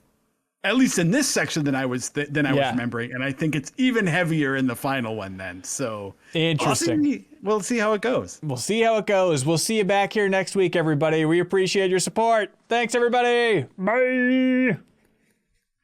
Scribbly-doo. Scribbly-doo. Did you know that you can more than double the amount of podcasts from MinnMax every single week by supporting us at the $5 tier on Patreon? You don't have to listen through the browser or anything dumb like that. You'll get access to a private RSS feed if you support us on Patreon. You put it in your favorite podcast app, and then bam, you can listen to our weekly bonus podcast Party Chat, the podcast versions of The Deepest Dives, MinnMax interviews, Max spoilers, and you get the MinnMax Show podcast a day earlier than everybody else. So please help support independent games media. Head over to patreon.com/MinnMax with 2 N's.